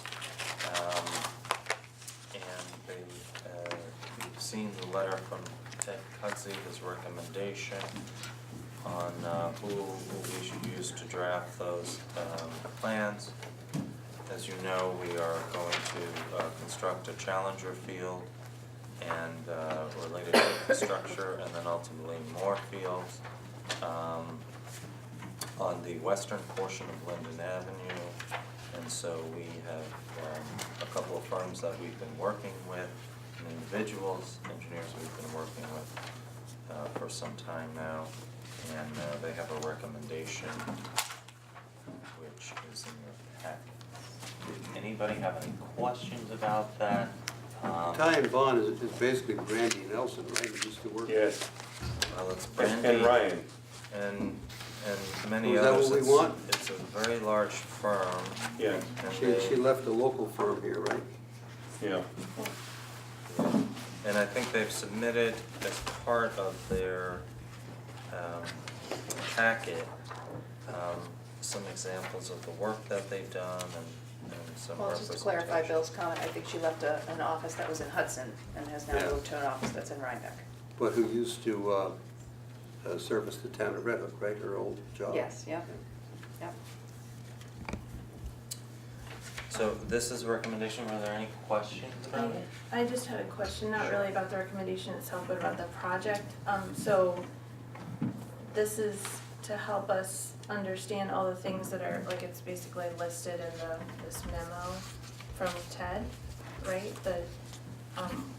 Oh, wait, 1 through 7 is how they reviewed Yes. the proposal, right? Mm-hmm. But the actual proposal will help us get our arms around what is gonna be required in this Yeah, it'll project, is be that a right? detailed plan. Yeah, so And- this is what I'm wondering is what I'd like, I'm assuming this is step 1, and what I'm really interested in is how much is all this gonna cost, like all that stuff, so this gets us on the way to that, right? It does. Yeah.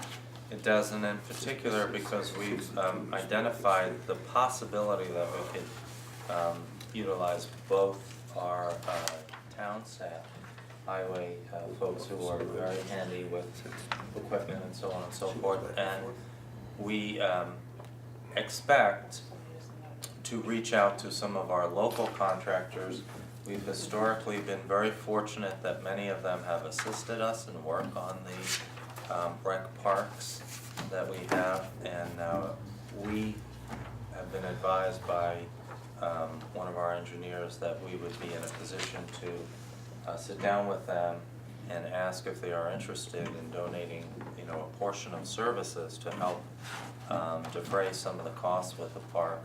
But the best time to do that is if we actually had the plans so that we can say, these are the elements, and that's part of it, is that we're going to identify the elements that we feel we could have in-house staff work on, and local contractors, and then the portions that we feel are necessary for our experts to do and to go out And so for the bid. this proposal only addresses though the Challenger field, right? Do we have a revision of the overall master plan for that park from Weston and Sampson? Do we have that already? Yes, so this is the proposals are comparable. Weston and Sampson and Ty and Bond are going to amend those existing plans, design plans, the CAD plans that were done for us several years ago, and I apologize, can't remember which year. So they are going to update all those plans, do that design, do the permitting, and do the construction phase services as well. And sort of listed there on 1, 2, 3, all of the work that they will be doing for us as part of the project.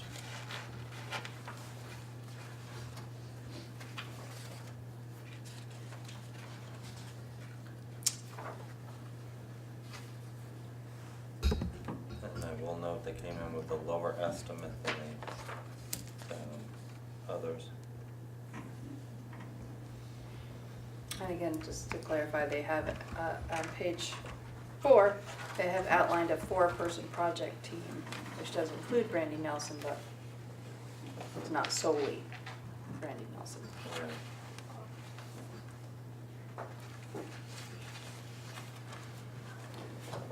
Whatever. Who's gonna pay the 82,000? Well, that's all part of the project, and as you know, we've allocated monies for this new rec park, and we continue to work on fulfilling the budget for the ultimate build-out.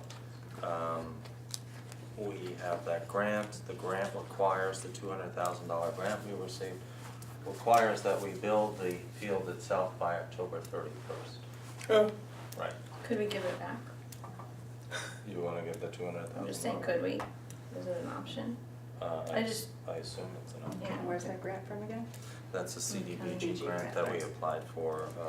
I guess I over just mean, like, I feel like, at what point do we look at the whole price tag of everything we're considering with that and really make an informed decision about, like, you know, part of the problem with this project, and it's no person's problem, it just is a problem with this project, that, you know, we've gone out for lots of different grants, and then we don't get all of them, and that's just how the world works, you know, but at some point, do we sit down and really look at what is the overall cost of this project and one grant in that whole pot? You know, I feel like we haven't really sat down and done that yet, and I guess that's why I was asking about this engineering, like, is this step one in doing that? Because at some point, we have to be able to get our arms around the project and figure out, like, what exactly have we taken on here? Because I feel like the town board should be able to say at some point, you know what, this just isn't economically feasible maybe, you know, for what we need in Red Hook, even with getting one grant. I mean, that's great, but if we can't, you know what I'm saying? That's So trying to the clarify only what way I'm you saying. can know that is by putting together the design plans and going out to bid on the portion that you feel you need to go out to bid for. And when we have those plans, we can sit down with our highway superintendent and staff and see what we can do in-house. We can sit down with our local contractors and see what they'll be willing to do, and that will leave us the quote-unquote remainder. We can go out to bid for that, and then we will understand exactly what those costs will be, and we can make a decision. And as you know, we already have $780,000 allocated towards this project, and in addition to that, we still have $50,000 that we had from Con Ed monies there way back when, which it's appropriate and are to be allocated for rec land, so that'll bring us up to $830,000 with, you know, without, you know, taking into account any donated services. So if, for example, the project costs 900 and something thousand or $1 million, I think we authorized up to 1.2. With donated services, it's quite possible that we can attain this project and accomplish it. We have to make decisions as it moves along. Yeah, exactly. Really, and as to what we can and can't do. Exactly. And eventually we have to make a decision, is how much can we afford to maintain into the future? I mean, there's a cost to owning these things. Yep. That's right. That's right. So could I make one just addition in terms of the contract language? We have a contract that we entered into last year with this firm. We required them to essentially use the standard form of engineering agreement that we use with other firms. We had conversations with them about terms and conditions, and last year they weren't doing anything for us involved construction. Their proposal this year included their standard terms and conditions, and we said we would like to instead use our standard form of agreement, essentially, with, they've asked us to add some of their terms and conditions that relate to construction matters, that essentially are exculpatory provisions for engineers to say, we're not responsible for the contractor's, you know, safety programs, we're not the contractor, just because we're supervising. That doesn't mean we're supervising their work, it means we're looking over what they do to tell you whether or not certain work was done and that sort of thing in compliance with the permits and specs. So I've reviewed that provisions and I think it's okay. to recommend to you, but I just wanted to point out to you that the original proposal that they made had more terms and conditions, which are not gonna be part of this. We're gonna be using our standard form, okay? The one that's currently in effect with these supplemental changes about construction work, okay? Okay. Okay, very good. Are we ready to entertain this resolution? It's number 9, I believe, so? Yes. Okay, it's a resolution authorizing an extension to the time bond engineering agreement for professional services to include professional services regarding recreation Challenger Field at what we're calling Recreation Park West. And I so move. Second. Any further discussion? All in favor? Aye. Thank you all very much. Correspondence is the last item before we get to public comment. And we just have one correspondence, and that's from New York State Department of Transportation. And it's a letter basically detailing the summation of the sidewalk project, and it in summary, dear Supervisor McKeon, this serves to inform you that the local projects unit approved, and those are change orders 1 through 10 inclusive. The bid price on the sidewalk project was $707,396.30. And despite having all these change orders, and I think, on the ground positive improvements to the design, the final contract cost for the project is $639,100. So I'm happy to say that this is going to save the town some money. And that letter is from New York State Department of Transportation. If there's no other order of business, I'd like to open up for a public comment and apologize for the delay in that. We wanted to make public hearing timeframes available. Linda, please, public comment.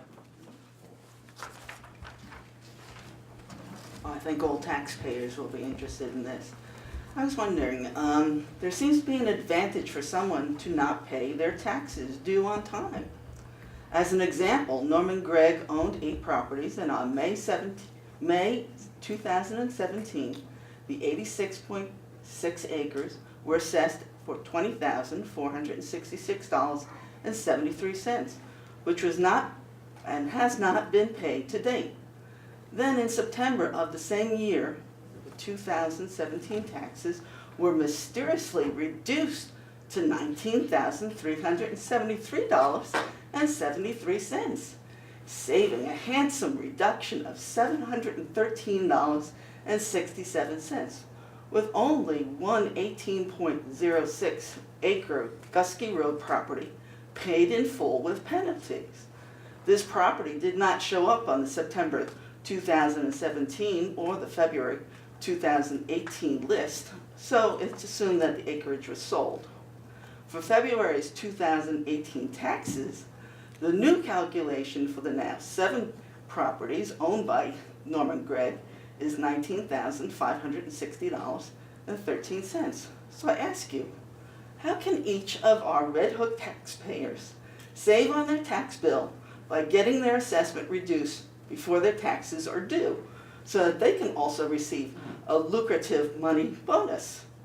And how can other Red Hook taxpayers put an illegal business on their family members' property, like Norman Gregg, as in the case of the APAP barbecue food truck business, without a planning board site plan review? When there's no town ordinance for food trucks, yet knowingly allowing and endangering the public's health with 12 health violations. And how can other Red Hook taxpayers become a chairman, like the former planning board member Christine Kane, who knew about the illegal food truck business, did absolutely nothing, and be rewarded with a paying job on the town board? At the November 2017 town board meeting, Councilman Harry Hogan was astounded by the fact that backroom deals are made with Supervisor McKeon leading the charge. So I ask you, how can the members of this town board and attorney remain silent on these critical issues benefiting one individual financially over the other Red Hook taxpayer? Okay, thank you very much, Linda, for your comments. All right, at this time, I would entertain a motion to close the town board meeting of January 13th. Second, or so moved, I guess. Okay. You're entertaining my motion. Yes. I'll motion that. Okay, second. All in favor? Aye. Aye. Thank you very much for joining